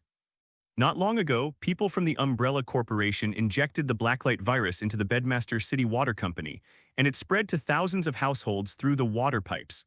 When Lowe saw John Smith's part of his memory, he couldn't help but frown. Yes, he found out about it too late. The Umbrella Corporation had actually released the virus into the city of Bedmaster. The reason the virus did not immediately take effect was because it was still in the incubation period. However, once the incubation period is over, the Blacklight virus will break out. This is also why the virus outbreak in Tokoname City was so severe. Almost without any warning, the biohazard outbreak occurred. However, even the people at Umbrella Corporation probably didn't expect that the Blacklight virus mutated so rapidly that they simply couldn't control it. This thing can even infect supernatural beings like demons. So after this crisis broke out, Tokyo fell within a month and the neon lights fell within 6 months. From that point on, the situation was completely out of control. But at that moment, Luo Wei thought of something else. If this world has been stitched together with Type Moon, then Alea must also truly exist. Neon lights have fallen, and hundreds of millions of people have turned into zombies. Such a big matter, how could Alea remain indifferent? That's impossible. It's important to know that in the Type Moon storyline, Alea goes to great lengths to protect humanity, even using the heroic spirit Emiya as his proxy to eliminate crises that could cause significant harm to humanity. This time, the deaths of hundreds of millions of people are no joke. How could Alea remain unmoved? They would definitely send heroic spirits to fight this crisis, but why did things still develop to the point of no return? Why is that? Luo Wei was puzzled. Could it be that some strange change had occurred again? Having learned the whole story from John Smith's mind, Lo took Seiko Busujima and left the Umbrella Corporation. I have a pretty good understanding of the specifics, he said to Seiko Busujima beside him, but I have bad news for you. Seiko Busujima's face darkened. Luo Wei said, the Umbrella Corporation people spread the Blacklight virus to thousands of households in Bedmaster City through the water company, and currently a large number of people are infected with the Blacklight virus. However, the Blacklight virus is still in its incubation period.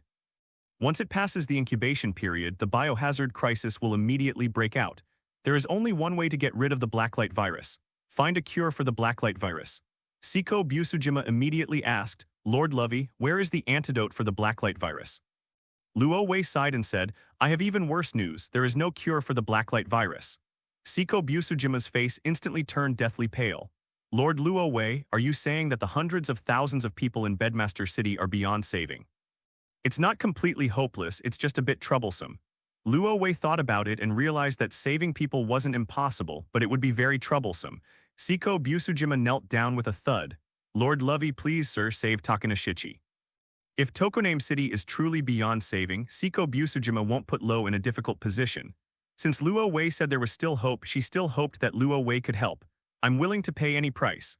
After all, that involves hundreds of thousands of lives. To be honest, Luo Wei didn't really care about the hundreds of thousands of lives in Tokoname City, but seeing Seiko Busujima pleading with him so earnestly, he thought for a moment and said, I can give it a try. That evening, Lo followed Seiko Busujima to Tokoname City. As night fell, all was quiet. Seiko Busujima and Lo walked down an empty street. Lord Lo, what should we do next? Luo Wei said with a smile, watch my performance. After saying that, he stepped on the air and walked up into the sky, reaching a height of more than 200 meters, until the entire city of Bedhouse was within his sight. The next second, a bright light burst forth from Luo Wei's body, as if a sun had descended from the sky. In an instant, the entire city of Bedside City was turned upside down. In an instant, the night turned into day. The intense power of light not only shone throughout the entire city of Bedhouse, but also penetrated the rooftops of countless homes, shining upon every single person. The powerful force of light invaded the bodies of hundreds of thousands of people, effortlessly purifying the black light virus within them. The black light virus, still in its incubation period, didn't even have a chance to react before being neutralized. Even the black light virus that was injected into the water company was purified by Luo Wei's power of light. Not long after, the blacklight virus disappeared from Tokoname City. When everything was over, Lovey withdrew the power of light and returned to the deserted streets. At this moment, black and white are reversed once again. Daylight disappears, night falls. All right, I've completely eradicated the blacklight virus in Bedmaster City, Luo Wei said casually. Seiko Busujima, Lord Lovey, didn't you say it was very troublesome? Isn't this troublesome enough? Luo Wei retorted, noting that he hadn't had this much trouble when he fought Nurarihan. Science. This time, in order to purify the blacklight virus in the bodies of hundreds of thousands of people in Bed City, Luo Wei not only unleashed a powerful force, but also managed to reduce the power of the light force. It only purified the virus in the bodies of this group of people without causing harm to the bodies of hundreds of thousands of others. Although the whole process only took a few minutes, the degree of control was just right. It took a lot of energy from Luo Wei. That's why Lo Wei said this matter was very troublesome. Siko Busujima didn't understand the underlying principles, which is why she felt the matter wasn't as troublesome as she had imagined. But if she understood the underlying principles, she would naturally understand how much effort Lo had put in those few short minutes. It's simply not something an ordinary person could handle. Fortunately, Siko Busujima wasn't stupid and quickly figured out the operation. After all, purifying the blacklight virus lurking in the bodies of hundreds of thousands of people in one go is simply too outrageous. Just thinking about its implications made her scalp tingle. Thank you for your hard work, Lord Lovey. Luo Wei waved his hand and said, although it's a bit tiring, it's my believer's request. As a god, isn't it only natural to respond to one's believers? At that moment, Siko Busujima felt as if she had been struck by herself. An unprecedented feeling of being moved welled up in my heart. This made her respect Lo Wei even more. But at that moment, she suddenly felt a powerful force approaching her and instinctively stepped in front of Luo Wei to block it, becoming more vigilant. A few seconds later, a man with white hair and wearing a red leather suit descended from the sky and landed in front of her. Luo Wei recognized the man in front of him at a glance. It is the agent of Alea, Emiya Heroic Spirit. Lo was not surprised at all by the appearance of the heroic spirit Emiya. He had thought that Alea could not possibly remain indifferent to the fall of Japan and the transformation of hundreds of millions of people into zombies. They will definitely send out heroic spirits to resolve this matter. I just don't know why I failed within the timeline of the first playthrough. Who is it? Siko Busujima saw the heroic spirit Emiya fall in front of her and gripped her wooden sword tightly, ready to deliver a fatal blow at any moment. Emiya quickly raised his hands and said, "Calm down, I am not your enemy." He was unwilling to clash with Siko Busujima. His intuition told him that this woman was not simple. But the man behind her is even more complicated. He had seen what had just happened, and without a doubt, it was simply a monster. Lovey nodded, confirming the call from heroic spirit Emiya. That's right, this guy isn't an enemy. Siko Busujima was taken aback but decided to follow Luo Wei's advice, gradually lowering her guard and suppressing her hostility. Emiya raised an eyebrow and said to Lovey, "It seems you know me. I've never met the agent of Alea, but I've heard of you. I didn't expect that someone as important as you would have heard of me," Emiya said helplessly. If he could, he really wouldn't want to be famous. Luo Wei said, "Tell me what brings you here." "You should already know about the blacklight virus, right?" said the heroic spirit Emiya. Lo Wei nodded. The heroic spirit Emiya said, "I would like to join forces with you to completely resolve the blacklight virus issue. What do you think?" Siko Busujima said, "The master has purified all the viruses in the city of Tokoname." The heroic spirit Emiya said calmly, "But it only purified the blacklight virus in Tokoname City. The blacklight virus is still in the hands of the Umbrella Corporation. If the Umbrella Corporation is not dealt with, there will be another Tokoname City. Of course, it's also possible that the next one won't be Tokoname City but Tokyo." Siko Busujima fell silent. Emiya was right, it's all Umbrella Corporation's fault. Although the crisis in Tokoname City has been resolved this time, the blacklight virus will eventually spread as long as the Umbrella Corporation is not dealt with. Luo Wei asked curiously, "Why do you want to cooperate with me?" Although Umbrella Corporation is a huge multinational corporation, your boss is Alea. With Alea's strength, what does it matter if she sends a few more heroic spirits over? What is the Umbrella? Even a fully armed army cannot be a match for a top-tier heroic spirit. Especially those Grand Servant, they're terrifying. Even the heroic spirit Emiya could slaughter a fully armed special forces unit. Heroic spirit Emiya said, "The Umbrella Corporation is not as simple as you think. The higher-ups have long known about Alea's existence and have made thorough preparations. Once Alea invokes the spirits to strike at the Umbrella Corporation will detonate the viruses hidden around the world. At that time, all of humanity will face annihilation. Even if they are not completely wiped out, they will be severely damaged. Therefore, even Alea is wary of the protective umbrella and dares not make a move easily." Luo Wei understood. Although the protective umbrella of this world is no match for Alea, it possesses the means to severely injure humanity and even drag humanity down with it. So even though Alea could easily take down the protective umbrella, it didn't dare to make a move. Because the Umbrella Corporation's top brass didn't mind perishing with humanity, but Alea was unwilling to take the enormous risk of confronting the Umbrella Corporation. Isn't this a unique kind of? Porcelain doesn't touch tiles. The world's protective umbrella is quite something. It's amazing that it made Alea hesitate to act rashly. So how do you plan to cooperate with me? Luo Wei asked curiously. Aren't you going to ask me to deal with the Umbrella Corporation? Aren't you afraid that the Umbrella Corporation will flip the table? Emiya said, the Umbrella Corporation's trump card is the virus. As long as we can solve the problems caused by the virus, the Umbrella Corporation is not worth mentioning.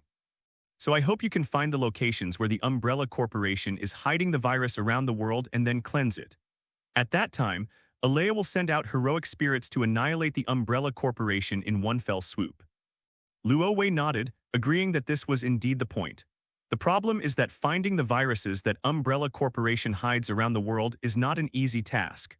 For their own safety, the top brass of the Umbrella Corporation would certainly hide these locations very well. Finding these locations is much more difficult than purifying the virus in the main city. It seems so troublesome to have to travel back and forth like this. But Lo did not refuse. He had grown accustomed to the conveniences of civilized society. If human civilization in this world were to be destroyed, it would bring him no benefit whatsoever. However, although Loe decided to save the world and create the Umbrella Corporation, he still wanted to take advantage of every opportunity to profit. Cooperation is possible, but what benefits does Alea intend to offer me? Heroic spirit Emiya, do you even want to listen to what you're saying? I'm inviting you to save humanity and you're asking me for something in return. Luo Wei said with a smile, you've figured it out, haven't you? I'm not human. Even if humanity is destroyed, it won't pose the slightest threat to me.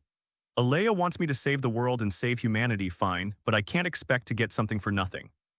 The heroic spirit Emiya said, although you are not human, but... He glanced at Siko Busujima without saying a word. The destruction of humanity won't do you any good either.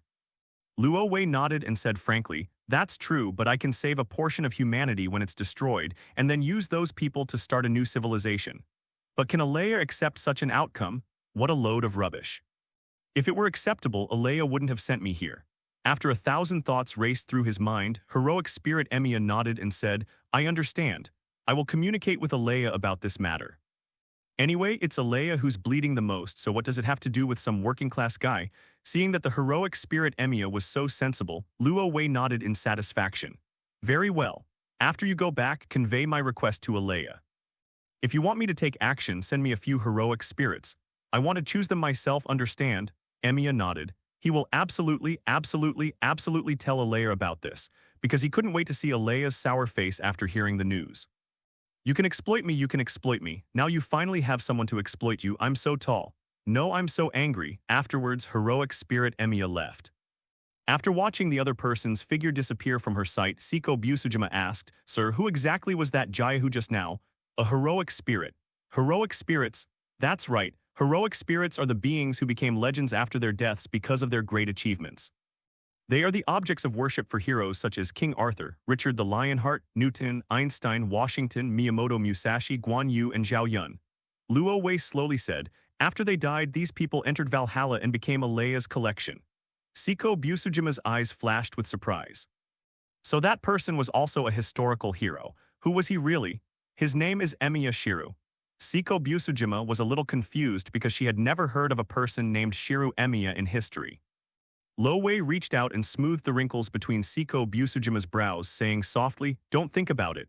That guy isn't an ancient hero. Valhalla exists outside the timeline and is not affected by the future or the past. Therefore, the heroes in the Hall of Heroes are not only heroes of the past, but also heroes of the future. The current Shiru Emiya is still alive. The Shiru Emiya you see is a heroic spirit who died in the future, became a heroic spirit, was conscripted by Alea, and was sent to this point in time to carry out a mission. Siko Busujima, goodness, the world is a deep and complex place.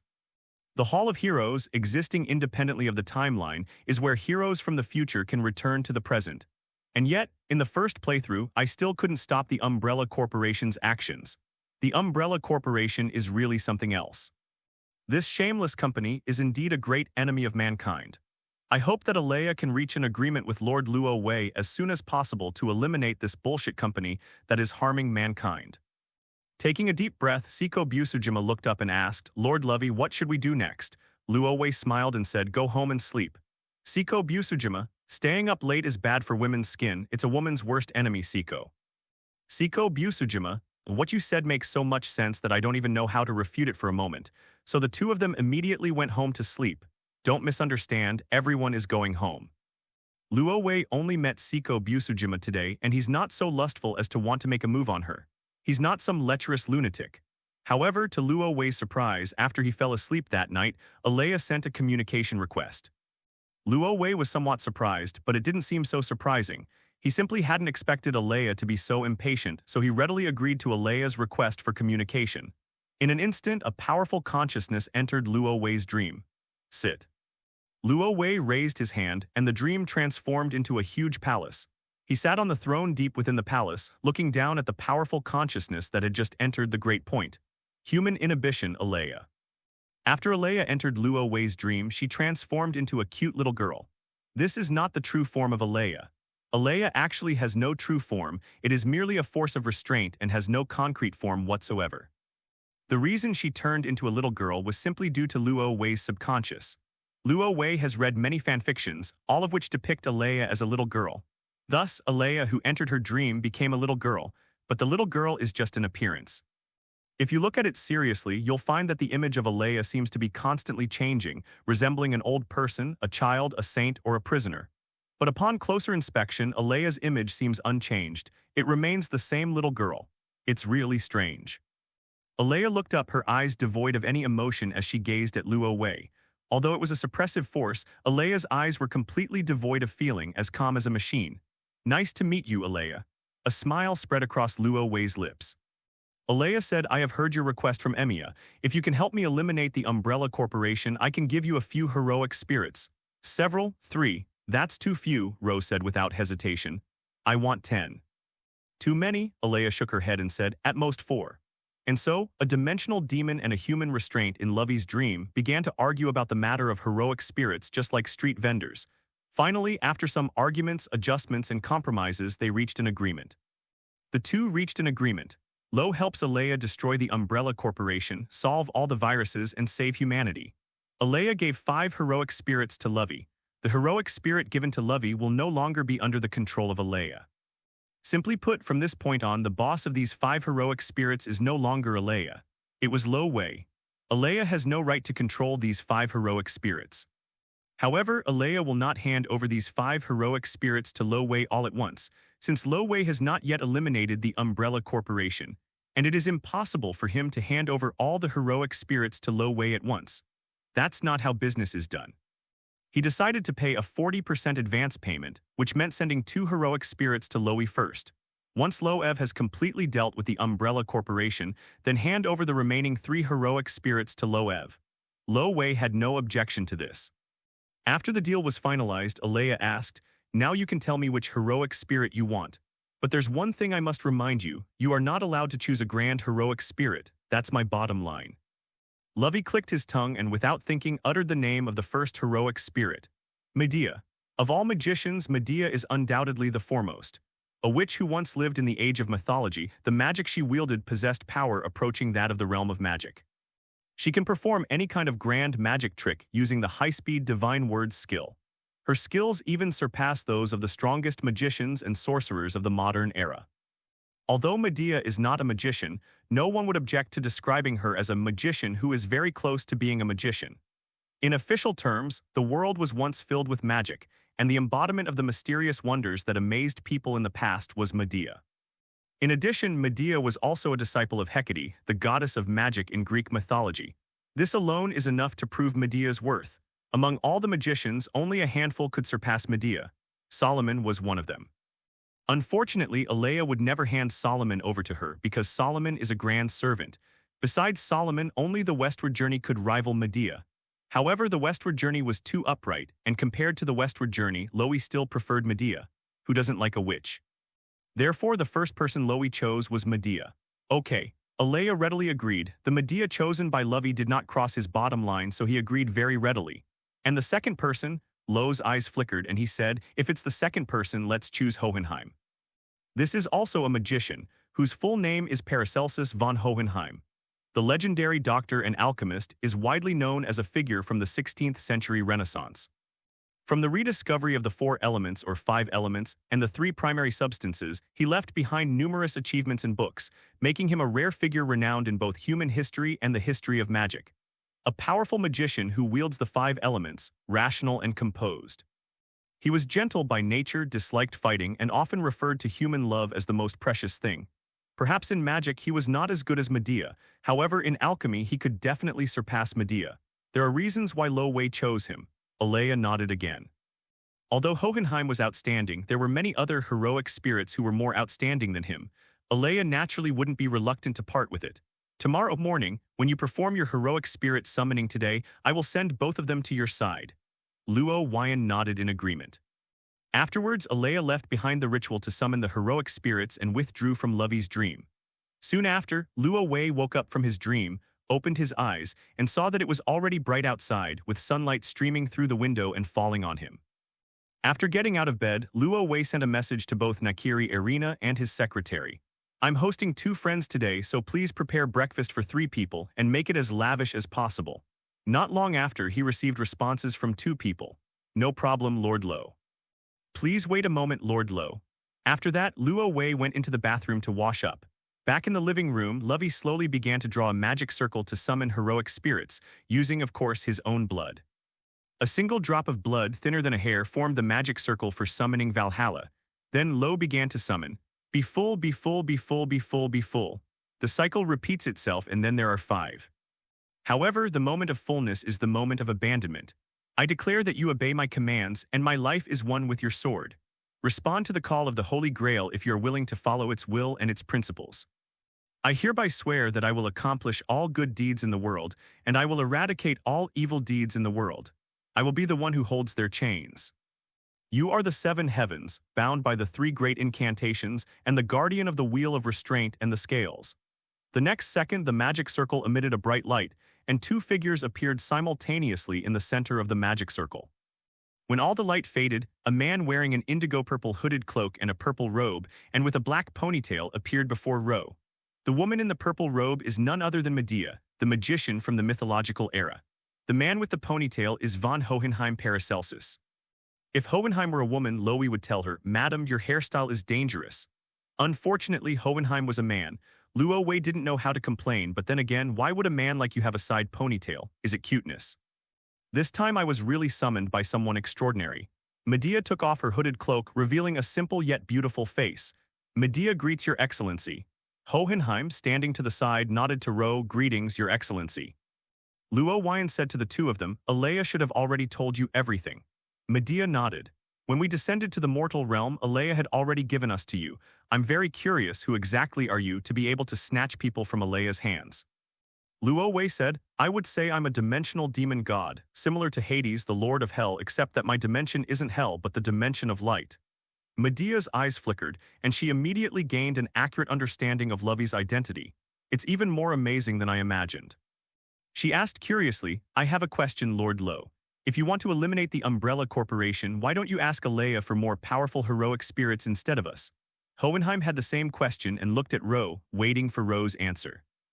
Von Hohenheim was well aware that, as a heroic spirit, while he could fight, he was more inclined to focus on research. Alea has countless powerful heroic spirits at her disposal, many of whom are stronger than herself. Why did Lo Wei choose himself? Luo Wei said frankly, "What's the use of being able to fight? Even if the heroic spirits under Alea are capable of fighting, can they be as strong as me? I'm not bragging, but even if you put all the heroes together, Solomon, the Old Man of the Mountain, Gilgamesh, Merlin, Ku Chulainn, Heracles, Taegong Wang, Karna, and so on, they wouldn't be able to defeat him. So what I'm looking for isn't powerful heroic spirits but talented people like you." Medea, a disciple of Hecate, the god of magic, and a magician of the age of gods. Hohenheim, the legendary doctor, alchemist, and powerful magician who wields the 5 elements. All I need are you. Medea's eyes flickered and she chuckled softly, saying, "This is truly an honor, demon god." Hohenheim nodded. Ro's words made him feel valued, and perhaps he was a very good new boss. Luo Wei waved his hand and said, "Don't call me demon god, call me Luo Wei or boss, it sounds better." Medea readily agreed, "Then I won't stand on ceremony, boss." Hohenheim nodded, "Boss, very good, very energetic." Luo Wei nodded in satisfaction. Just then, Irina Nakiri and her secretary had finished preparing breakfast and were offering it to him. Lo Wei snapped his fingers and took over the dishes they had offered as tribute. Here, this is a dish that my followers have brought me. Please have a taste. Medea and Hohenheim, without being outside the boundaries, sat down and joined Ro in enjoying today's sumptuous breakfast. Luo Wei picked up a steamed dumpling and took a bite. The taste was delicious and the juice was plentiful, which was very appealing. He then sent a message to Irina Nakiri. The steamed dumplings were good today, I'll have them again tomorrow. Yes, sir, Irina Nakiri replied, her voice light and cheerful, tinged with joy. It looks like she made the steamed dumplings. While eating, Lo called to Medea and Hohenheim, letting the two experience the impact of modern cuisine. Although the mythological era was powerful, it may not have eaten as well as we do today. Not to mention the 16th century in which Hohenheim lived, it's simply incomparable to the present. The two of them thoroughly enjoyed their breakfast. After breakfast, Luo Wei took the opportunity to sign contracts with the two men. From then on, Medea and Hohenheim were Loi's people, and Loi would provide them with the power they needed to remain on Earth. Fortunately, Lo Wei's power is astonishing. Providing 2 heroic spirits is no problem, let alone 20, 200, or even 2,000. Sensing the unfathomable power of Lovey, Medea and Hohenheim finally understood what right Lovey had to negotiate with Alea, because this new boss is really strong. What should we do next? Hohenheim asked. Lovey said, Alea intends for me to find out the viruses that Umbrella Corporation has hidden around the world and then destroy them. At that time, he can send powerful heroic spirits to destroy Umbrella Corporation. However, I think doing it this way is too troublesome and too passive. Therefore, there is a way to solve this once and for all. Medea asked with a smile, what good ideas does the boss have? Lo said, the reason I'm looking for you is because I need your abilities, especially yours, Hohenheim. I plan to get some of Umbrella Corporation's viruses for you to study. If you can develop an antibody or antidote for the virus, then Umbrella Corporation is nothing. Hohenheim's eyes flickered upon hearing this. That is indeed a good idea, boss, and I'm very curious about what kind of virus could make Alea hesitate to act against it. If an alchemist didn't even have this much curiosity, he wouldn't have left such a great reputation in history. It was his inclination to be curious that enabled him to become the legendary alchemist. Luo Wei said, then what are we waiting for? Let's go. As a man of action, Lo first called Sawako Yamanaka to ask for leave, and then took Hohenheim and Medea to the Tokyo branch of the Umbrella Corporation. This time, however, Luo Wei didn't try to sneak around. Instead, he directly used his powerful mental abilities to hypnotize all the staff members of the Umbrella Corporation branch. Then he swaggered in. Everyone inside the Umbrella Corporation was unsurprised by the arrival of Luo Wei and his group, as if Luo Wei had always been an employee there. In fact, in the eyes of all the Umbrella Corporation staff, Lo was one of the people here. And they're not just any ordinary people.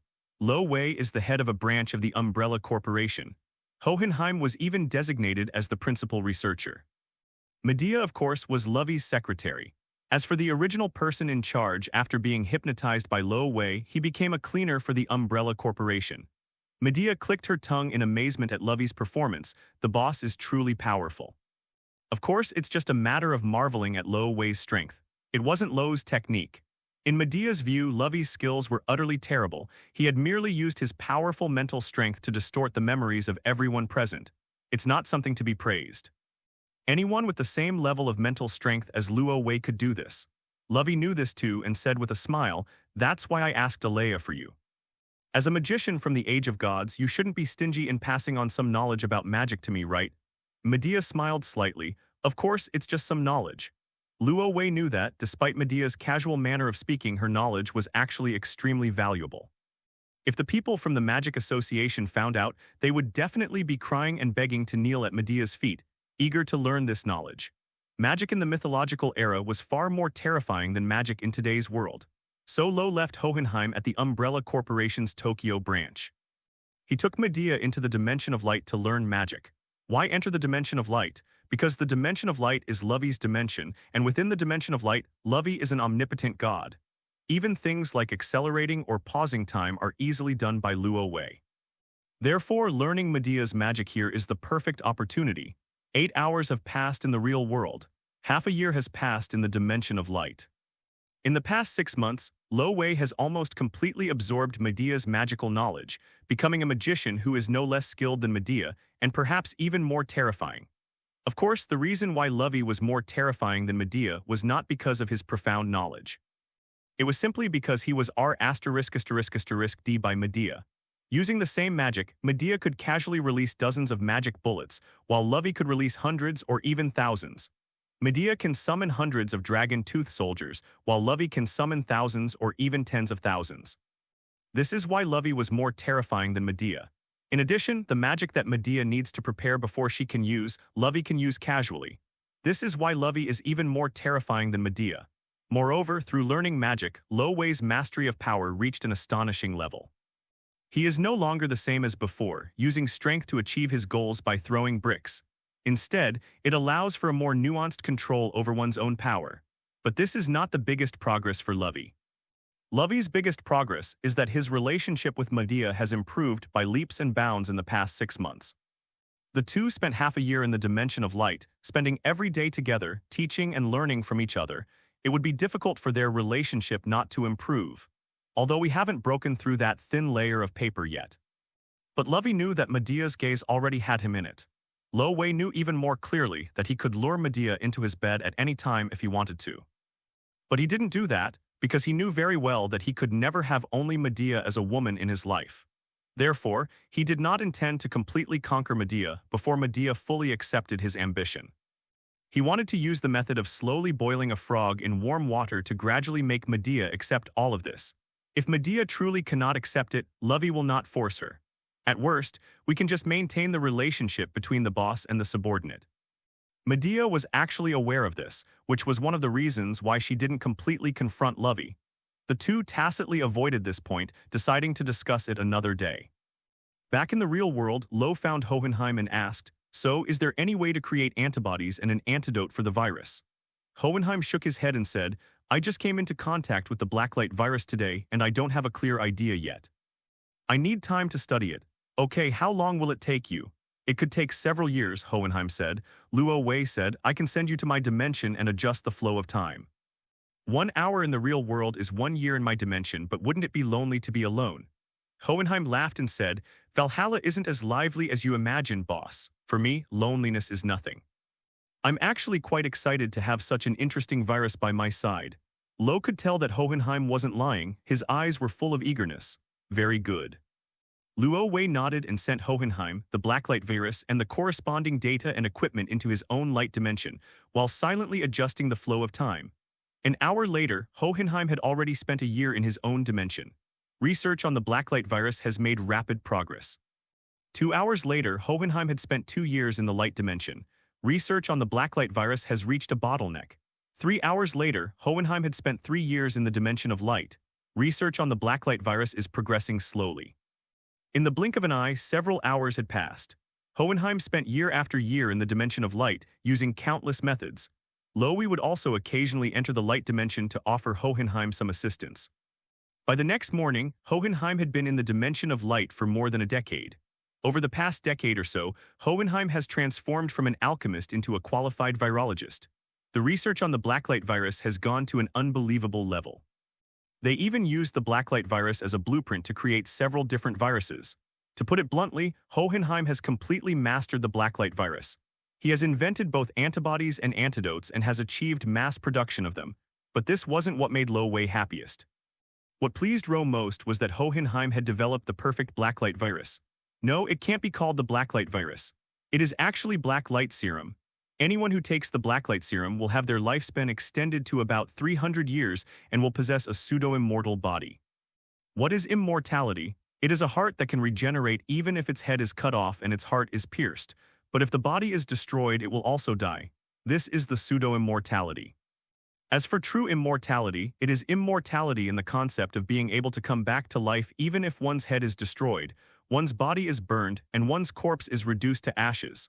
That is true immortality. Compared to this kind of immortality, the immortality of the blacklight serum can only be considered a pseudo-immortality. In addition, black light serum also has the ability to absorb and assimilate viruses. People who have taken the blacklight serum can assimilate any virus they encounter, whether it's the progenitor virus, the vampire virus, or any other virus, turning it into their own nutrients. There's no need to worry about being poisoned anymore. Unfortunately, the production of black light serum is limited, making it impossible for it to be widely available throughout the world. Because there is a very important material inside the black light serum. That is, rose cells. As mentioned before, in addition to being a dimensional demon god, Luo Wei's body is also that of a demi-human who can be resurrected after death. Hohenheim used Lowe's cells and fused them with the blacklight virus to create the powerful blacklight serum. Therefore, the blacklight serum is destined to be unable to be mass-produced, but it can be given as a personal benefit to its followers. Of course, Lowe's followers do not actually need to take the blacklight serum. Because Lovey's power of light is far more powerful than any black light serum. What the blacklight serum can do, the power of light can also do. However, Rose followers could use these items to trade with others or to recruit followers. So far, none of Lowe's followers seem to be ambitious, but ambition can be cultivated. Of course, it cannot be ruled out that Lowe may recruit some ambitious people as his followers in the future. Therefore, blacklight serum is excellent for both training subordinates and winning over allies. For Hohenheim, who had developed the blacklight serum, Lowe was naturally generous with his reward, unleashing a powerful burst of light energy to strengthen Hohenheim.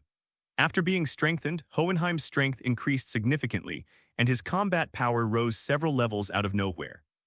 Now, even if he were to confront a top-tier heroic spirit like Karna or Siegfried, Hohenheim would not be afraid. Whether or not we can fight depends on the outcome. However, Hohenheim was not entirely satisfied with the result and complained to Rowe, "Rather than strengthening my power, I would have preferred that you, boss, give me more of your cells. Demi-humans are truly a wondrous species." Lowe Wei. He didn't know how to complain for a moment. Fortunately, Hohenheim stopped there and said with a smile, "The blacklight virus has been cracked. When does the boss plan to take action against the Umbrella Corporation?"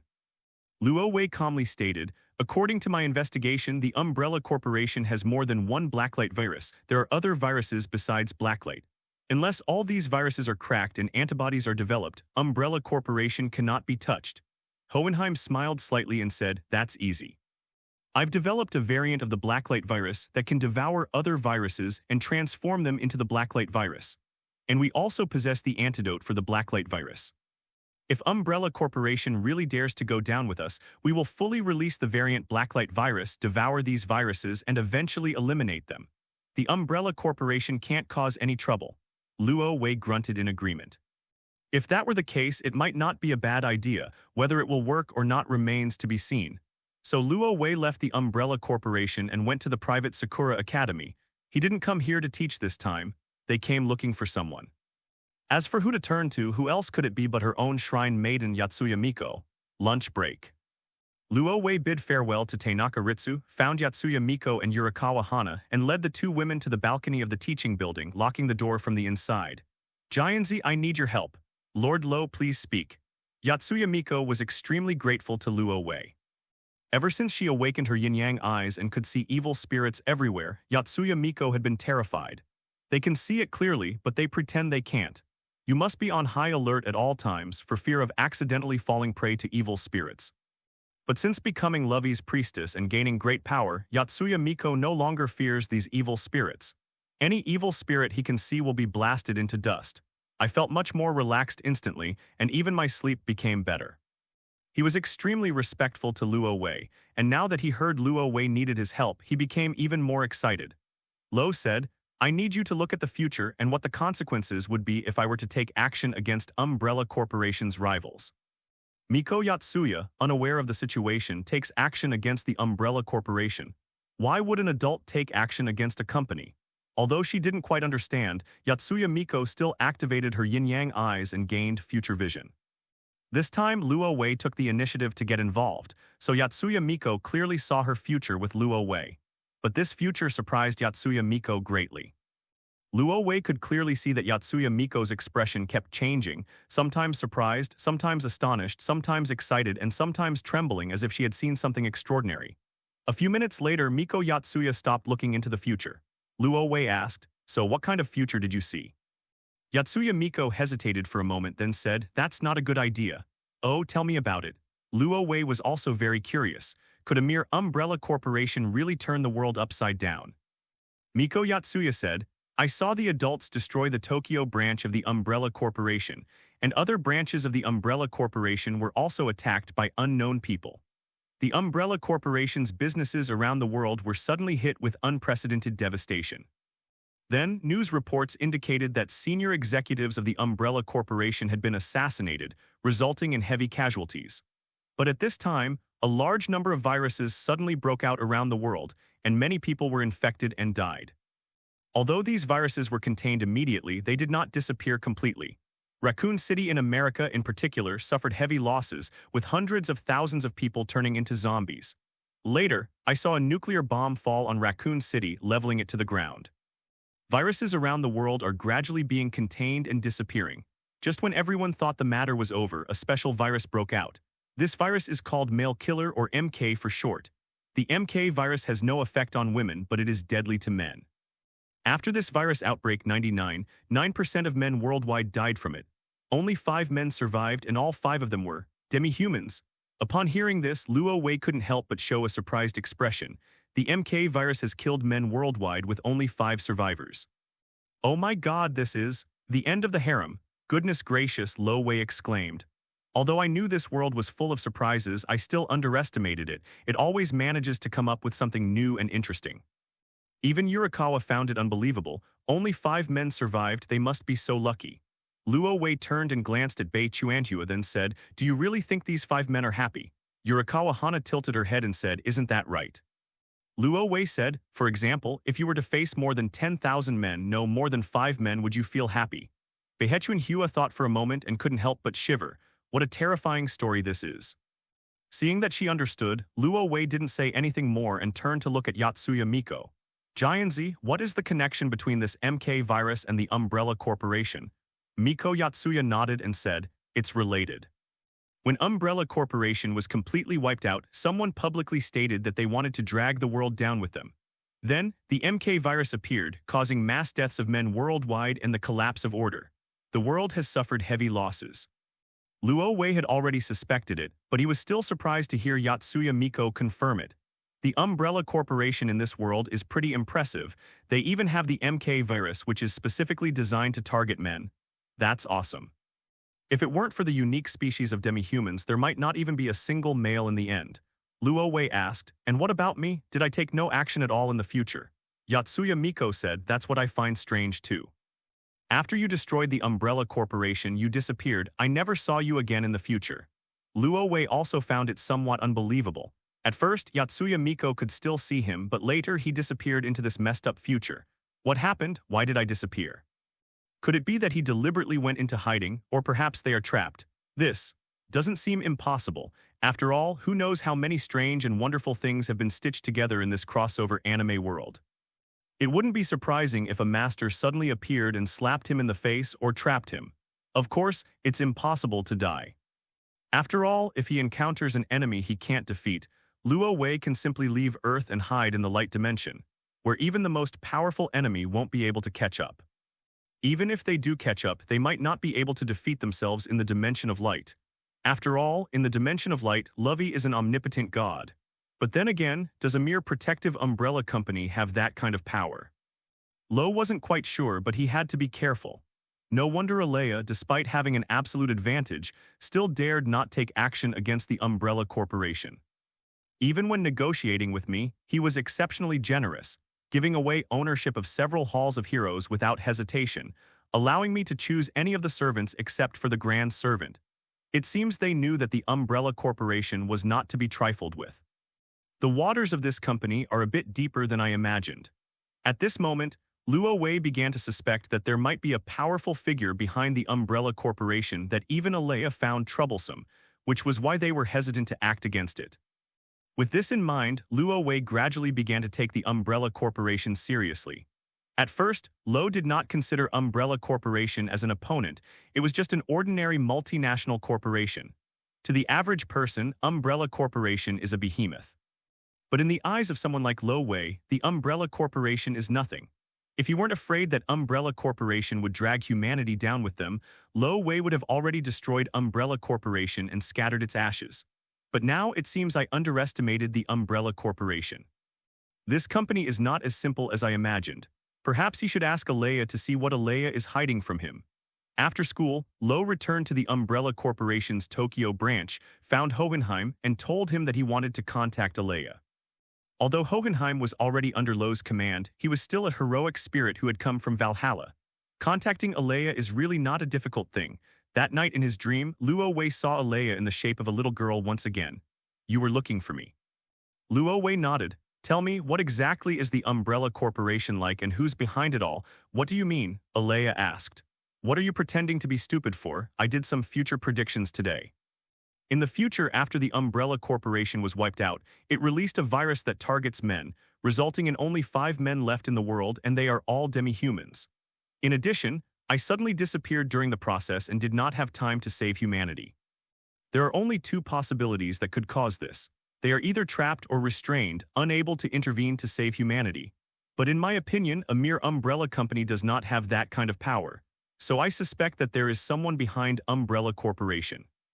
It is precisely because of this person that you are hesitant to take action against the Umbrella Corporation and even willing to give me 5 heroic spirits. Tell me, who is this mysterious figure? Upon hearing this, Alea fell silent. Luo Wei wasn't in a hurry to urge them. He had already made his point clear. If Alea continued to conceal the truth, their cooperation might come to an end. However, Alea has already made a partial prepayment. After the partnership collapsed, it was impossible for Loe to return Medea and Hohenheim to him. Alea would never do such a losing business. Putting himself in her shoes, Luo Wei couldn't possibly do that, so he figured Alea would definitely say it. As it turned out, Lo's guess was absolutely correct. After a short silence, Alea spoke up. "There is indeed a dark force supporting the Umbrella Corporation, but this dark force is not human." Luo Wei asked curiously, "Not a person, who is it?" "It's a demon." Alea calmly said, "The top executives of Umbrella Corporation are all incredibly greedy. They sold their souls to the devil a long time ago. Therefore, even I have no way to grasp the souls of these people and find the location where they hid the virus. There is no way of knowing how much virus this group of people has in their possession or how many backup plans they have, because their souls have been protected by demons." Upon hearing this, Luo Wei suddenly realized what was going on. He had found it strange before, since Alea is supposed to be a human's restraining force, yet it couldn't even deal with a group of high-ranking members of Umbrella Corporation. At the time, he thought that the Umbrella Corporation's top management had used some means to deceive Alea's senses. Only now do I realize that they directly sided with the devil. Good grief, what a bunch of suicidal guys. Do you really think the devil runs a charity? Wait a minute, thinking about it carefully, it doesn't seem impossible. That depends on which anime series demon the higher-ups at Umbrella Corporation have sided with. If I'm talking about Ekai anime, then I love the most exciting ones, and if I'm talking about exciting anime, then I love the most Ekai ones. High School DxD. The demons there really don't seem like demons, but if it's a demon from another anime, then it's hard to say. After all, most demons aren't good people. Luo Wei rubbed his temples and asked, "Do you know who the devil behind Umbrella Corporation is?" Alea shook its head. Although it knew that the top executives of the Umbrella Corporation had sided with the demons, it did not know exactly which one or which force it was, because this guy is very well hidden and has never shown his face. Therefore, Alea had no way of knowing the true identities of these demons. Seeing this, Luo Wei couldn't help but click his tongue and say, "What a piece of trash." In the first timeline, the Umbrella Corporation had already slaughtered hundreds of millions of humans, causing the entire country to fall into chaos. You don't even know who's behind this. Calling you trash is giving you too much credit. However, this also proves one thing: the group of devils behind the Umbrella Corporation, or rather that devil is no pushover. Luo Wei squinted at Alea and said, "Now that we know the truth, let's talk about it." "What do you want to talk about?" Alea asked. "Are you playing dumb with me again?" Luo Wei glared at the other person, annoyed. "I treat you as a partner, but you treat me like a fool. Is that okay?" Alea remained silent. Luo Wei calmly said, "Since you are unwilling to say, then I will. Dealing with the Umbrella Corporation is different from dealing with demons. They cannot be confused. The former is a piece of cake for me, but the latter might be more troublesome. So, we have to pay more." In short, Lo Wei had only one idea. He wanted me to deal with the devil behind the Umbrella Corporation. But the problem is that 5 servants aren't enough. You need to add 5 more. If Alea had human emotions, it would definitely be amused and annoyed by Luo Wei's words. "You keep talking about 5 heroic spirits. Do you really think heroic spirits are as common as cabbages?" Although Alea does have several hundred heroic spirits, these heroic spirits are not as common as cabbages. Losing even one child was painful for Alea, and now Luo Wei actually wants 5 more. That's outrageous. Impossible, absolutely impossible. Wouldn't Alea reject this without even a second thought? But Luo Wei smiled and did some calculations for Alea. The evil behind Umbrella Corporation is clearly aimed at humanity. If Umbrella Corporation's plan succeeds, at least half or even more of the world's population will die. And you yourself will suffer unprecedented damage. Do you think these are not worth 5 heroic spirits? Alea had to admit that Luo Wei was right. The Umbrella Corporation has ill intentions and it has a devilish backer behind it. Dealing with the Umbrella Corporation is easy, but the demons behind it are much more troublesome. Especially since this guy was hiding in the shadows and he didn't even know who the other party was. This makes things even more complicated. If I am truly severely wounded, who will benefit from the spirits of the fallen in Valhalla? Only heaven knows.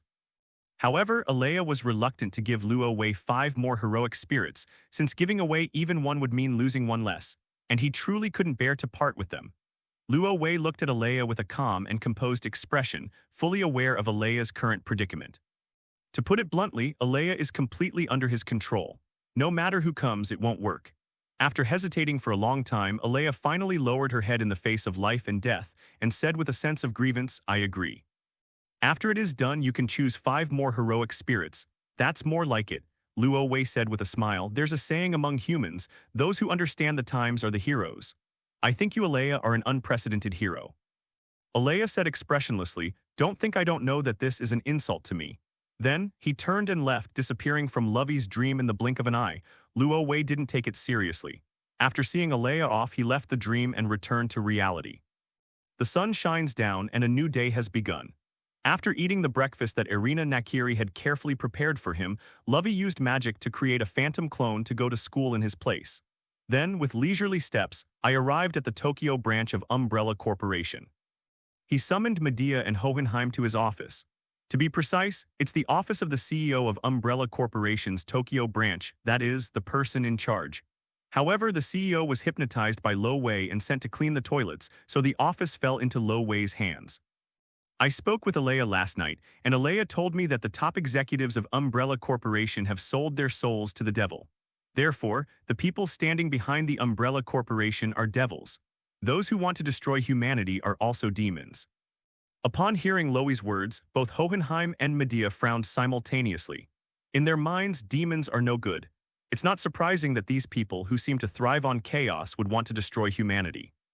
No wonder Alea was hesitant to act against the Umbrella Corporation, even going so far as to offer herself to Lo Wei so that he could deal with the Umbrella Corporation. So that's how it was. Hohenheim asked, "Did Alea tell you, boss, who the devil behind the Umbrella Corporation is?" Luo Wei sighed and said, "I asked, but Alea doesn't know either." Medea couldn't help but laugh. Humanity is on the verge of extinction, and Alea, as a suppressive force, doesn't even know who the enemy is. What a ridiculous joke. Is human self-control really this weak? Hohenheim was having a headache. He had thought he was only dealing with the Umbrella Corporation, but he hadn't expected to be dealing with the devil. This is much more difficult to deal with than a company. So what should we do next? Luo Wei said, "Don't worry, demons like humans are not monolithic. We can find other demons to deal with the demons behind Umbrella Corporation." Hohenheim was taken aback. "Boss, you really are a demon. I don't know them, but I know where to find them." When Luo Wei came to the Umbrella Corporation today, he specifically went online to check and found a Kuo town in Kanagawa Prefecture, Japan, and a Kuo Academy in that city. I'm very familiar with this Luo Wei. In fact, when Alea told Luo Wei that there was a devil behind the Umbrella Corporation, Luo Wei wondered if this world might also have been stitched together with one of my favorite Ekai anime. Now, after investigation, it turns out they've been admitted. What else is there to say? Let's go to Kuo Academy. You're coming with me on a business trip today.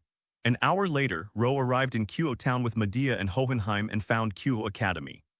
Standing at the school gate, Medea's eyes gleamed as she keenly sensed that the school seemed to be filled with inhuman auras.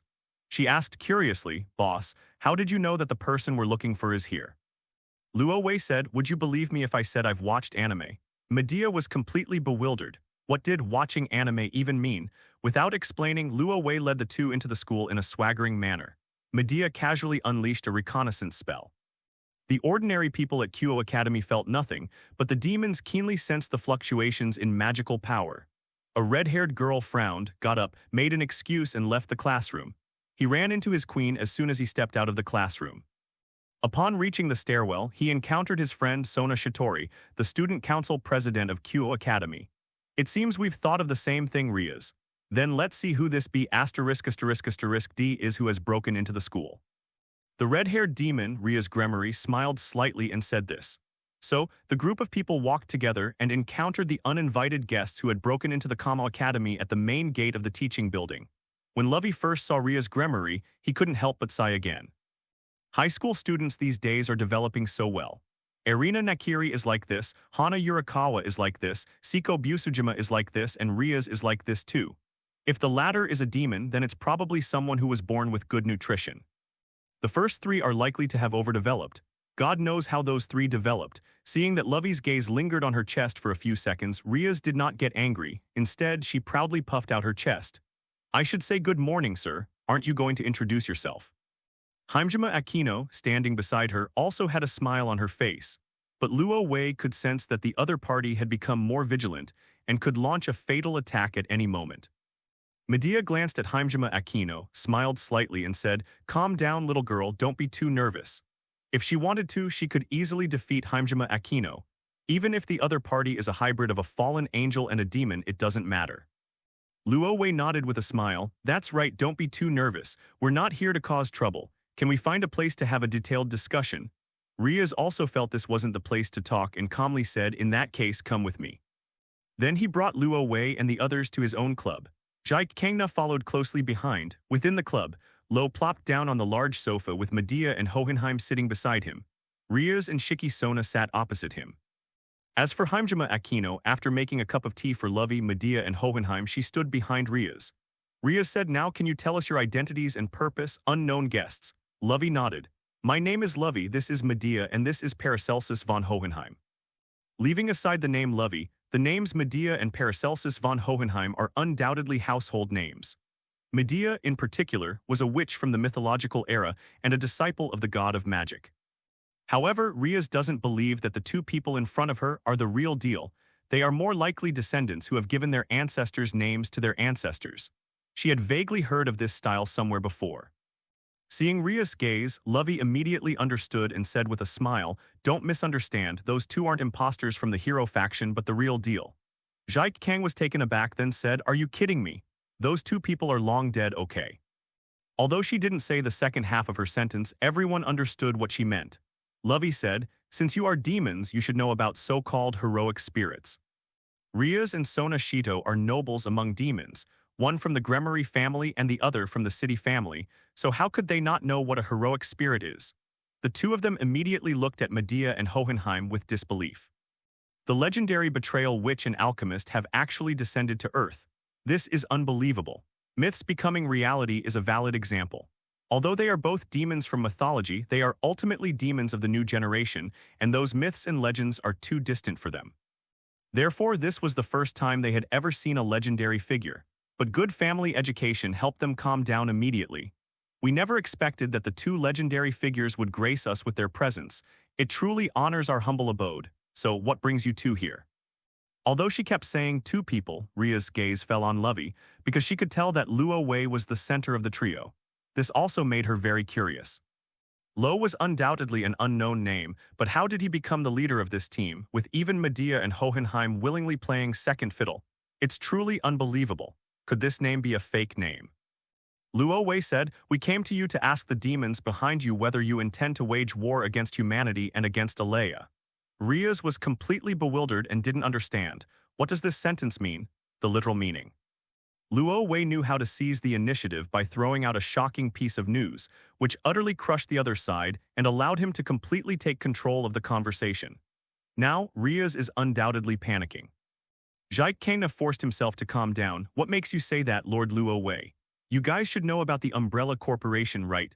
Lo said. Shiki Sona frowned and said, I remember this company is a world-class company, right? Riaz nodded. And it's a biopharmaceutical company. The two demons had lived on Earth for quite some time and had a certain understanding of human nature. They had naturally heard of the Umbrella Corporation, which was so famous. Luo Wei said, the company's top management has sold their souls to you demons and become your lackeys. At the demons' request, they are frantically researching a virus for humans.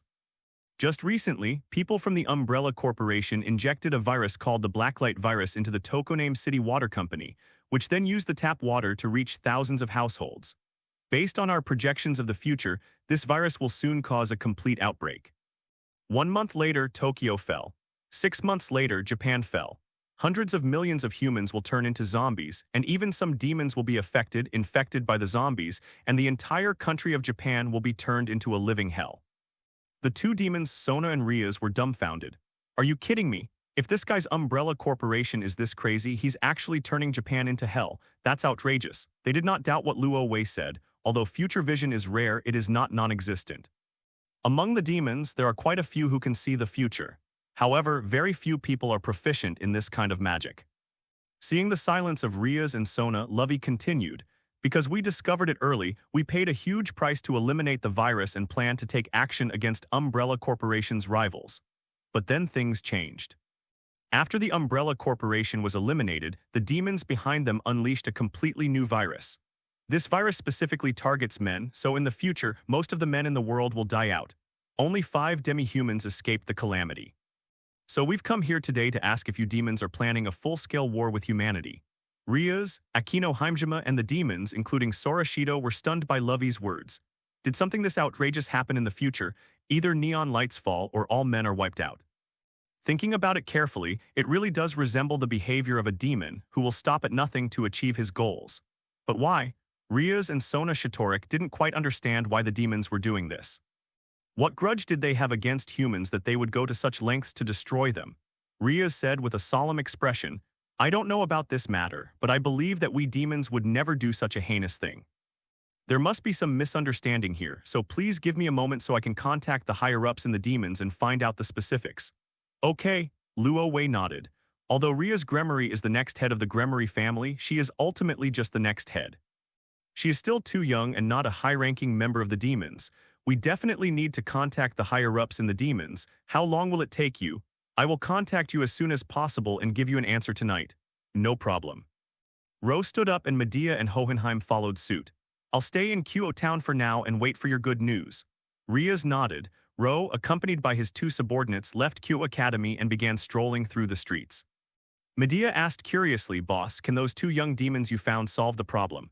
Ro said, those 2 demons are no good, but the people behind them are. Riaz Gremory has a demon lord-level older brother behind her, and Shiki Sona also has a demon lord-level older sister behind her. Medea was somewhat surprised that the 2 young devils had such a background. No wonder the boss brought them here. It turns out the boss wasn't after the 2 young devils at all, but rather the person behind them. The 2 little devils were merely a bridge to start a conversation. Boss, I have a question. You seem to know them very well. I guess so. Why? Medea asked, Boss, why do you know so much about these 2 demons? Medea's womanly intuition told her that Loey understood the 2 women's peculiar tastes. Maybe he just sees her as pretty and is attracted to her body, which is why he knows so much about her. If Lovey knew Medea's thoughts, he would surely tell her that she had a keen eye for people. He was indeed very lusting after the bodies of these demons. After all, they were so well developed. Upon hearing Medea's question, Lovey hesitated for a moment before replying, because I'm interested in them, I looked into it.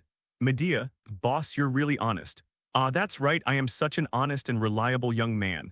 Luo Weishin said shamelessly, Medea. Time flies like an arrow.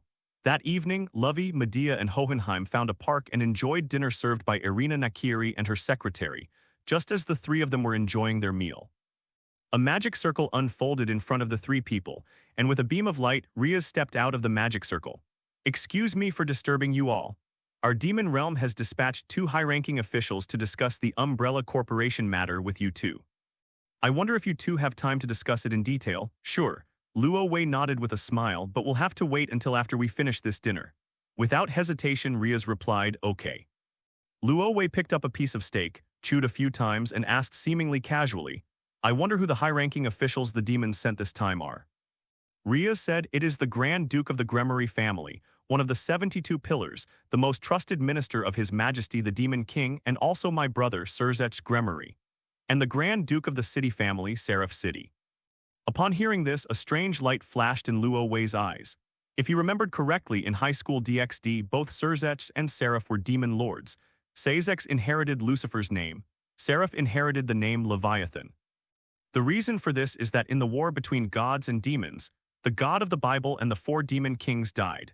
Therefore, when Sazex and Seraph reached the level of Demon Lord, they inherited the name of Demon Lord and became the new generation of Demon Lords.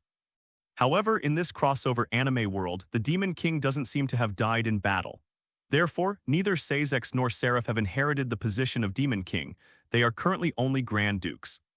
At the same time, Lovey also noticed that Riaz had just mentioned the demon realm, not the underworld. In High School DxD, the demons actually live in the underworld, but now it has become the demon realm.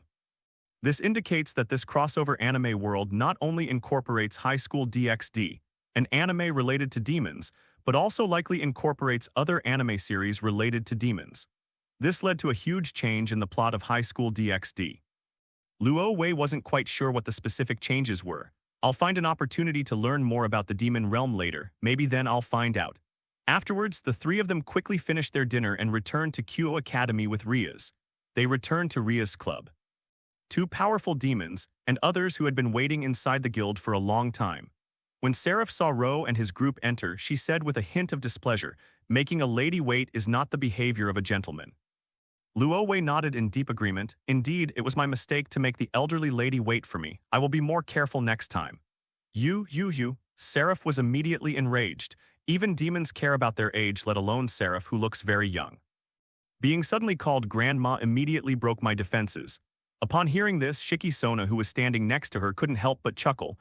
This was the first time she had ever seen her older sister so furious. This is so new, Kangna. Seeing her younger sister teasing her, Seraph stamped her foot in displeasure. "If you keep doing this, I'm going to get angry. What's the point of someone who's hundreds of years old acting cute?" Luo Wei said in a gloomy tone. Sona felt that Luo Wei was practically her mouth double. She had long disliked her sister's attitude, but dared not speak out because the other woman was her sister. Now she just wants Lovey to say a few words. On the other hand, Seraph broke down again, and in her anger, she almost punched Ro away. Sazex smiled wryly, stopping Seraph from about to go berserk, and squinted at Ro. "You seem to have a lot of opinions about us demons." Luo Wei said frankly, "You demons are planning to exterminate humanity, so why can't I have some opinions about demons?" Sazex said frankly, "I think you misunderstand. We demons have no intention of exterminating humanity." "Oh, what do you think of the Umbrella Corporation's actions?" "It's just the private actions of a group of demons," Sazex said without hesitation, "just like some extremists among humans who like to do bizarre things. In fact, there are similar beings among demons as well, but their individual actions cannot represent the evil as a whole. I swear on the honor of Grand Duke Gremory, we demons have never intended to exterminate humanity. Although humanity as a whole is not as powerful as demons, there are indeed some people among humanity who defy common sense. Moreover, the Hall of Heroes in the hands of the counterforce Alea also contains many heroic spirits that demons should be wary of. It wouldn't be a good thing if humanity really went to war with demons. At that time, the angels will definitely join forces with humans to attack the demon realm. At that point, the demons will be attacked from two sides. This kind of thing is absolutely not allowed." Therefore, he immediately assured Ro that the demons did not have such intentions, thus dispelling humanity's hostility towards the demons. Ro raised an eyebrow and looked at Sazex. "You're quite the smooth talker." Seraph scoffed, "Not everyone is as tactless as you." She's still bothered by what Luo Wei just said.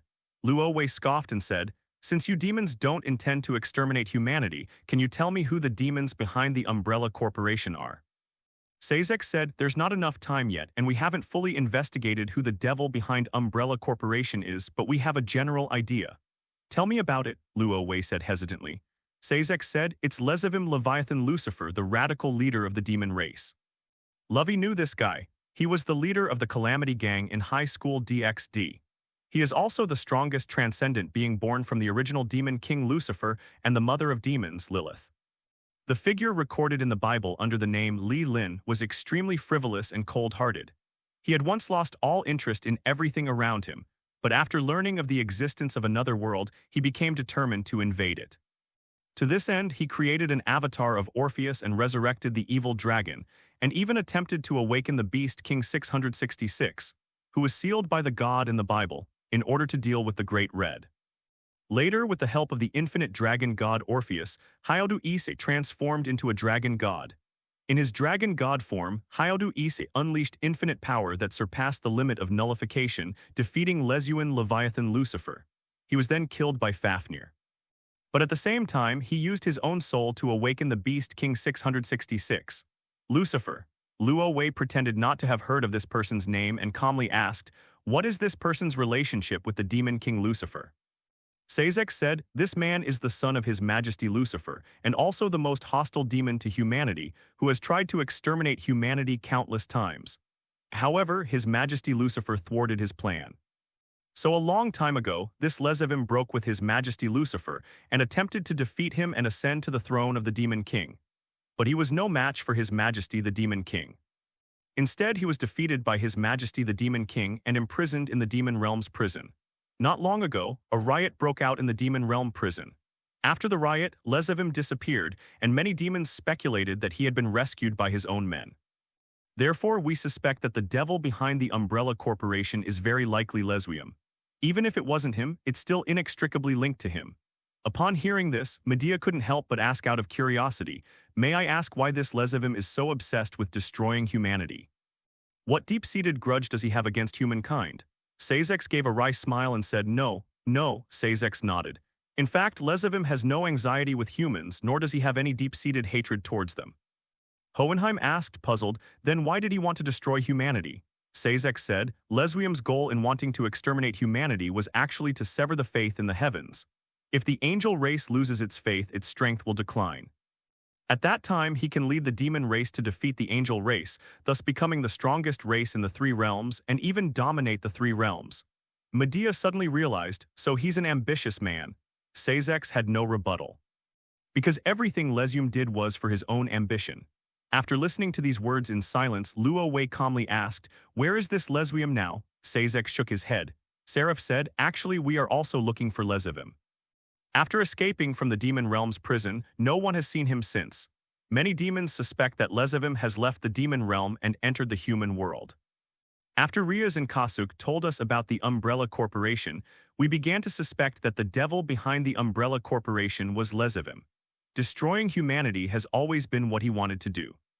Medea thought this made sense. A demon who wanted to destroy humanity had escaped from the Demon Realm. The evil behind the Umbrella Corporation aims to destroy humanity. No matter how you look at it, this doesn't seem like a coincidence. Hohenheim asked, "May I ask, how strong is this Lesuium?" Sazex said, "Lezevim is the son of His Majesty Lucifer, inheriting His Majesty Lucifer's bloodline. He is truly gifted, and his strength is second only to His Majesty Lucifer. In the Demon Realm, there are only a handful of demons who can defeat Lezevim. This is also why Lesuium can absorb a large number of demons to join his ranks, because demons have always worshipped the strong and revered strength." Hohenheim frowned. This was troublesome. A powerful demon with a group of followers has begun researching a virus to exterminate humanity. This guy is tough to deal with. If they cannot be killed in one blow, humanity will inevitably face the full force of these demons' revenge. This is not a good thing. "Boss, what should we do now?" Upon hearing Hohenheim's question, Lo clicked his tongue, scratched his head, and said, "In my opinion, Lezevim's strength is negligible, and defeating him should not be a problem. The problem is that this guy has been hiding in the shadows and has not revealed his location. This is very troublesome. After all, there's no such thing as being able to thief for 1,000 days, but not being able to guard against thieves for 1,000 days. I can't spend every single day of the year searching for Lesuium. This is the real headache for Lo Wei." Sazex and Seraph couldn't help but exchange a glance. Even the two of them dared not underestimate Lesuim's strength, and whether they could win was still an unknown. After all, this is His Majesty Lucifer's own son. But in Lovey's eyes, this infamous demon seemed utterly vulnerable. "Is it confidence or arrogance?" Just then Sazex said, "Leave Lesuium's whereabouts to us." Seraph nodded. "We entered the human world this time on the orders of His Majesty Lucifer to find Lezevim and bring him back to hell. We demons understand demons better than you humans do." Sazex said, "If the devil behind Umbrella Corporation is really Lesuium, we will definitely find him." A slight smile appeared on Luo Wei's lips. That was exactly what he meant by "I'm going to fight." Humans seek out demons, but demons are more professional at finding demons. This is why Lovey came to find Riaz and Sona. Isn't the goal simply to find the higher-ups in the demons through them, and then force them to find the mastermind behind the Umbrella Corporation? Now that the plan has succeeded, it's time to retreat into the background and watch the demons fight amongst themselves. Very well, then thank you for your help, Mr. Sazex, Miss Seraph. Luo Wei stood up and shook hands with the two men in turn. If you need anything, please let me know at any time and I will cooperate with you. Also, if you find Lesbium, could you please let me know? I'm quite interested in this demon that's trying to destroy humanity. Sazex calmly replied, okay. After thanking the two demons once again, Ro left with Medea and Hohenheim. Now that the goal has been achieved, there's no point in staying here. It was time to leave naturally. On the other hand, after Sazex and Seraph saw off Ro and his group, the smiles on their faces gradually disappeared. Seraph suddenly said, "This person is very powerful. I couldn't test his strength just now." Sazex nodded and said, "Indeed, unfathomable." Just now, while they were shaking hands with Luo Wei, they subtly probed Luo Wei's strength. In the end, nothing was discovered. In their eyes, Lo was simply unfathomable. Riaz and Sona were both stunned. Riaz couldn't help but ask, "Brother, Lady Seraph, is that human really that powerful?" Sazex said, "When I saw him, I felt like I was seeing His Majesty Lucifer. When did such a powerful monster appear in the human camp? This matter must be reported to His Majesty Lucifer." Seraph nodded. "Yes, I agree, but..." Sona asked curiously, "But what, sister?" Seraphim said, "But is such a powerful creature really human?" On the other hand, after Ro left Kuo Academy, Medea, who was following behind Luo Wei, asked curiously, "When the boss shook hands with them just now, was it to test their strength?" Luo Wei didn't hide anything. "I do have that idea." Medea asked, "Have you tested out the bosses? How strong are they?" "Very strong." Ro's eyes flickered as he said, "If we were to describe it in numerical terms, Seraph's combat power would be around several 100,000, while Sazex's would be 1,000,000. Keep in mind that Rihan Nura's fighting power is only 10,000. Even after absorbing the power of his companions, he can unleash powerful combat strength using the ghost binding technique. It's only 100,000. Seraph could easily crush this guy. Sazex is even stronger than Seraph, truly befitting their status as two demon lords in the original story. That's really strong. Medea had never heard such a comparison before and asked, "Then what about me? In the eyes of the boss, what is my combat power?" Luo Wei thought for a moment and said, "When it first arrived, it was probably around 10 or 20,000. After signing a contract with me, it was around 50 or 60,000. Medea pointed at Hohenheim. "Where's this guy?" Luo Wei said, "I've enhanced Hohenheim. It's worth around 100,000. "And what about you, boss?" Luo Wei didn't speak but held up one finger. "Also 1,000,000, Medea asked. Luo Wei rolled his eyes. "It's 100,000,000, 100,000,000, okay, 1,000,000, you underestimate me like that." Medea chuckled, "I haven't underestimated you, boss." Although not underestimated, the figure of 100,000,000 still exceeded Medea's imagination. If Sazex really does have the strength of a demon king, as his boss said, he certainly wouldn't be inferior to his teacher, the goddess of magic Hecate. Doesn't this mean that one's teacher's combat power is also around 1,000,000? It might be a little higher, but it shouldn't exceed 2,000,000. Luo Wei is worth 100,000,000. Doesn't this mean that one's boss can easily crush one's teacher? What about Zeus? Could he easily crush him as well? Even a god king of a pantheon is no match for his own boss. Isn't that a bit too exaggerated? Medea felt a strong sense of disbelief and disbelief. Is my boss a little too powerful? Is this guy really human? Could his true identity be the legendary Great Red? Perhaps only the true Crimson Dragon God Emperor, whom all pantheons considered invincible, the Great Red, possessed such power. But no matter how she looked at it, Luo Wei didn't seem like a dragon at all. Medea was completely baffled. Where did this ridiculously powerful guy come from? She had never heard of him before. In fact, not only Medea but Hohenheim also had similar ideas. As for Luo Wei, he had absolutely no intention of explaining to the two of them. How should I put it?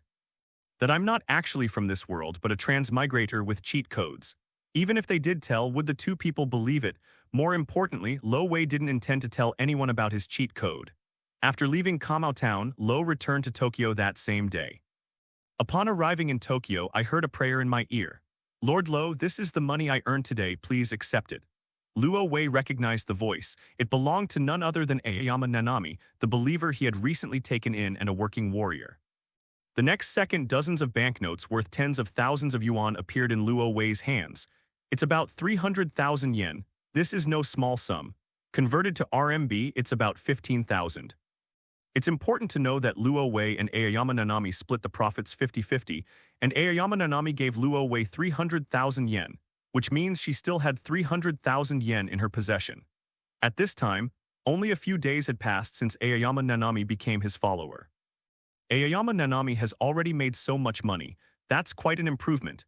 He originally thought that it would take Aoyama Nanami a few more days to make a breakthrough. Now it seems I underestimated Aoyama Nanami. As expected of a working warrior, her work skills are not to be underestimated. But at that moment, another idea suddenly popped into Luo Wei's mind. Did Aoyama Nanami really split himself in half? What if this guy gives away 80% of his income to himself? Given her personality, it doesn't seem like something impossible. Luo Wei's eyes flickered, and he suddenly decided to go see Aoyama Nanami. So he said to Medea and Hohenheim, "You two go back to the Umbrella Corporation branch first, I'll be there later." Medea and Hohenheim nodded and parted ways with Ro. Luo Wei went to find Aoyama Nanami. As his own follower, it wouldn't be too difficult for Luo Wei to find Aoyama Nanami. Not long after, he found Aoyama Nanami at a massage parlor. Kindness? Upon seeing the massage parlor, Luo Wei was taken aback. He hadn't expected that after quitting her job at the convenience store, Aoyama Nanami would actually come to work at a massage parlor. For a moment, he didn't know how to complain. How much money can you make working for someone else these days? If you want to make big money, you have to be your own boss. Nanami, do you even understand this principle? Luo Wei was both amused and exasperated. He pushed open the door and walked into the massage parlor, only to find that there was only one person inside. That is Aoyama and the Seven Seas. Lord Luo Wei. Aoyama Nanami was taken aback when she saw Luo Wei arrive. She hadn't expected that Luo Wei would actually appear here. Luo Wei glanced around the massage parlor. His first impression was that it was shabby, extremely shabby. This massage parlor is nowhere near as good as those high-end massage parlors. To give an analogy, one is like a legitimate establishment, while the other is like a shady brothel. Furthermore, it seemed that only Aoyama Nanami was in the shop, and Luo Wei vaguely understood something. "Nanami, you didn't own this shop, did you?" Aoyama Nanami smiled shyly and said, "I'm sorry for making you laugh, Lord Lovey. The implication is clear, he admits that he owns the shop." Luo Wei was somewhat surprised. Although the shop was very simple, this was Tokyo after all, although it wasn't Ginza or Shinjuku, places with extremely high foot traffic. But the foot traffic here is also quite good. I really don't know how Aoyama Nanami managed to open this store. Is this guy that rich? However, in the original story, Aoyama Nanami worked various odd jobs in pursuit of her dream of becoming a voice actress, so she didn't seem like a rich person. It seems the plot has taken another turn. Luo Wei pulled up a chair and sat down, then began to ask Aoyama Nanami how she had managed to open this massage parlor. As it happened, Aoyama Nanami also wanted to confide in Luo Wei, so he told Luo Wei about his entrepreneurial experience. After becoming a follower of Lovey and mastering extraordinary powers, Aoyama Nanami decided to make money following the path Lovey had indicated. So she decisively quit all her jobs and decided to open a massage parlor. However, when she took stock of the money she had saved over the years, she unsurprisingly found that it was far from enough to open a shop. So how can I earn enough money to start my business? After much deliberation, Aoyama Nanami decided to take out a loan. With extraordinary power as a guarantee, Aoyama Nanami was absolutely confident that his massage parlor would be a huge success. As long as the massage parlor can be opened, it will definitely make money. Even if it's a loan, it can be repaid. So Aoyama Nanami went to the bank, intending to borrow money from it. The problem is that, as an ordinary high school student with neither property nor collateral, she has no way of getting a loan from a bank. Just when the plan was about to fall through, a bank employee gave Aoyama Nanami a way out. She can get loans from private institutions. This is what is known as usury. To be honest, Aoyama Nanami is very opposed to loan sharks. Although she was just a high school student, she knew that this thing was a huge hole. Once you fall in, climbing out is not an easy task. Therefore, Aoyama Nanami refused. However, at this point, the bank staff gave Aoyama Nanami another option. The reason he was so eager to help Aoyama Nanami was because he had tried Aoyama Nanami's massage. The taste was absolutely wonderful. Therefore, the bank staff believed that Aoyama Nanami was absolutely capable of succeeding. The problem is he was just a bank employee, not the bank manager. There is no way to violate regulations. After all, Aoyama Nanami was truly penniless and had nothing, so he didn't meet the requirements for a bank loan at all.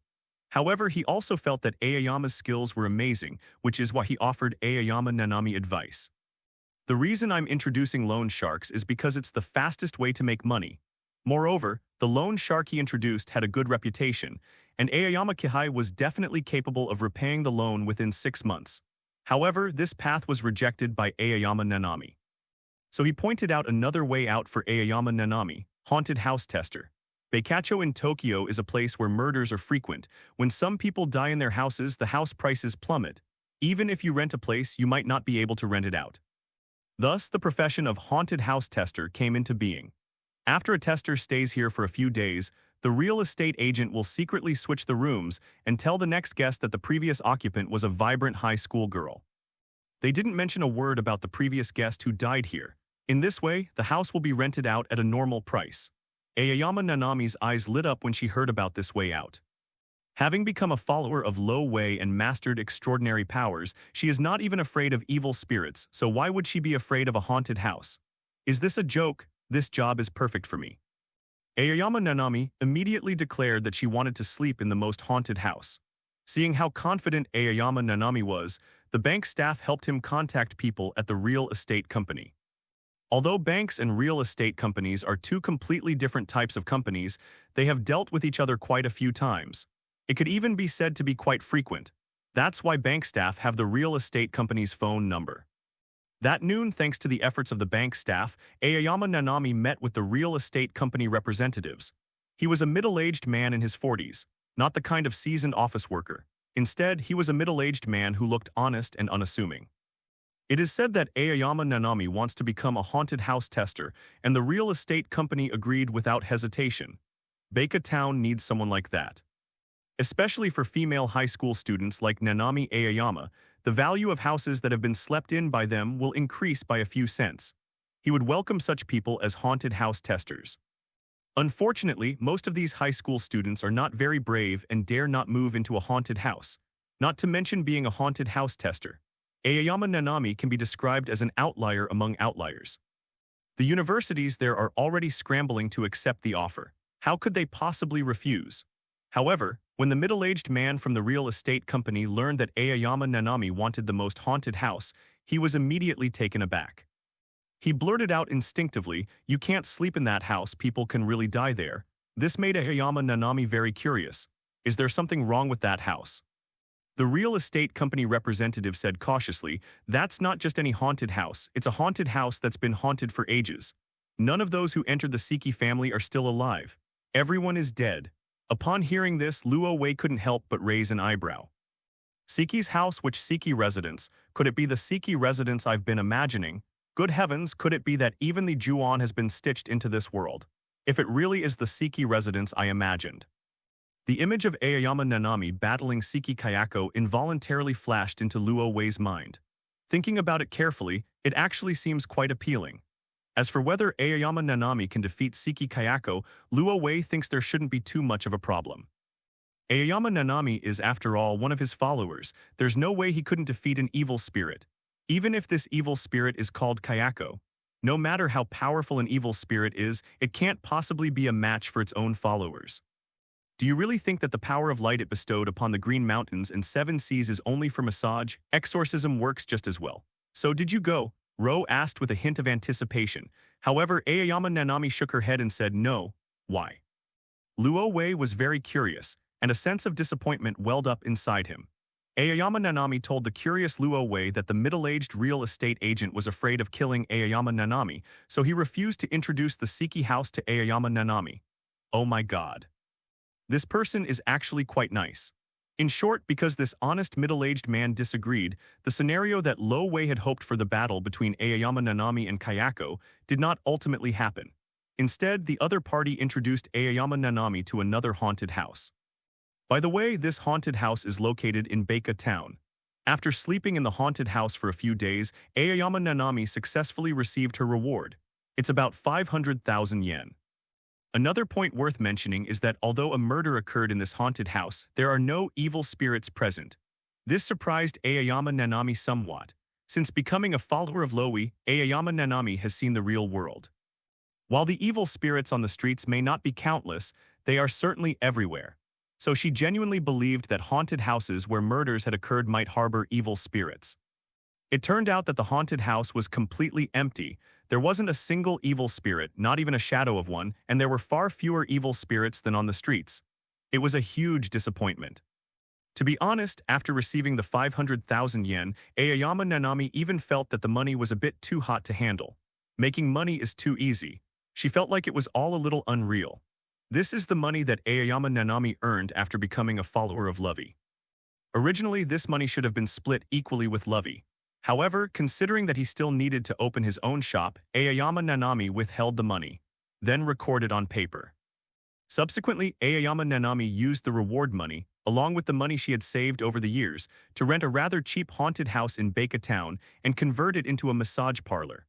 Upon hearing this, Luo Wei finally realized that this massage parlor was actually a haunted house. More importantly, this is Baeka Town, where the Grim Reaper is said to roam. When Luo Wei arrived, he didn't notice this at all. He only wanted to find Aoyama Nanami, but he didn't expect to end up in the territory of the Grim Reaper. Of course, the Grim Reaper mentioned here is not the Grim Reaper in the traditional sense. Instead, it's the Grim Reaper of the second dimension, Conan. It's worth mentioning, however, that Shinichi Kyudo is still active in major newspapers and on television, showing no signs of shrinking. This means that the story of Detective Conan has not yet begun. Therefore, Baeka Town's crime rate has not yet started to spiral towards Gotham's level. Even so, the crime rate in Baeka Town remains high. Otherwise, Aoyama Nanami wouldn't have been able to rent a storefront so cheaply and convert it into a massage parlor. Despite its simple appearance, the business here is quite good. This was also thanks to the strong recommendations from the bank staff and the room company staff. Both of them received massages from Aoyama Nanami during their interactions, and they were completely convinced of her massage skills. So when Aoyama Nanami opened this simple massage parlor, the two of them brought in a large number of customers for him. They were mostly my colleagues. At first, people looked down on this simple massage parlor. However, after experiencing Aoyama Nanami's massage, their attitudes completely changed, and they were full of praise for Aoyama Nanami's massage skills. On its first day of operation, Aoyama Nanami earned 400,000 yen. Then he kept a portion of it and gave the remaining 300,000 to Luo Wei. After understanding the situation, Luo Wei couldn't help but say, "I have to criticize you for this, Nanami. Didn't we already agree to a 50-50 split?" "That's right, it's a 50-50 split." Before Luo Wei could finish speaking, Aoyama Nanami excitedly interrupted, "Has my lord forgotten? This is the second money I've earned since becoming your follower. The first sum of money was 500,000 yen, which I earned as a haunted house tester. According to the agreement with you, I was supposed to pay you 250,000 yen, but I didn't pay you because I needed the money to open the shop. Now that I've made money, I naturally have to make up for this debt.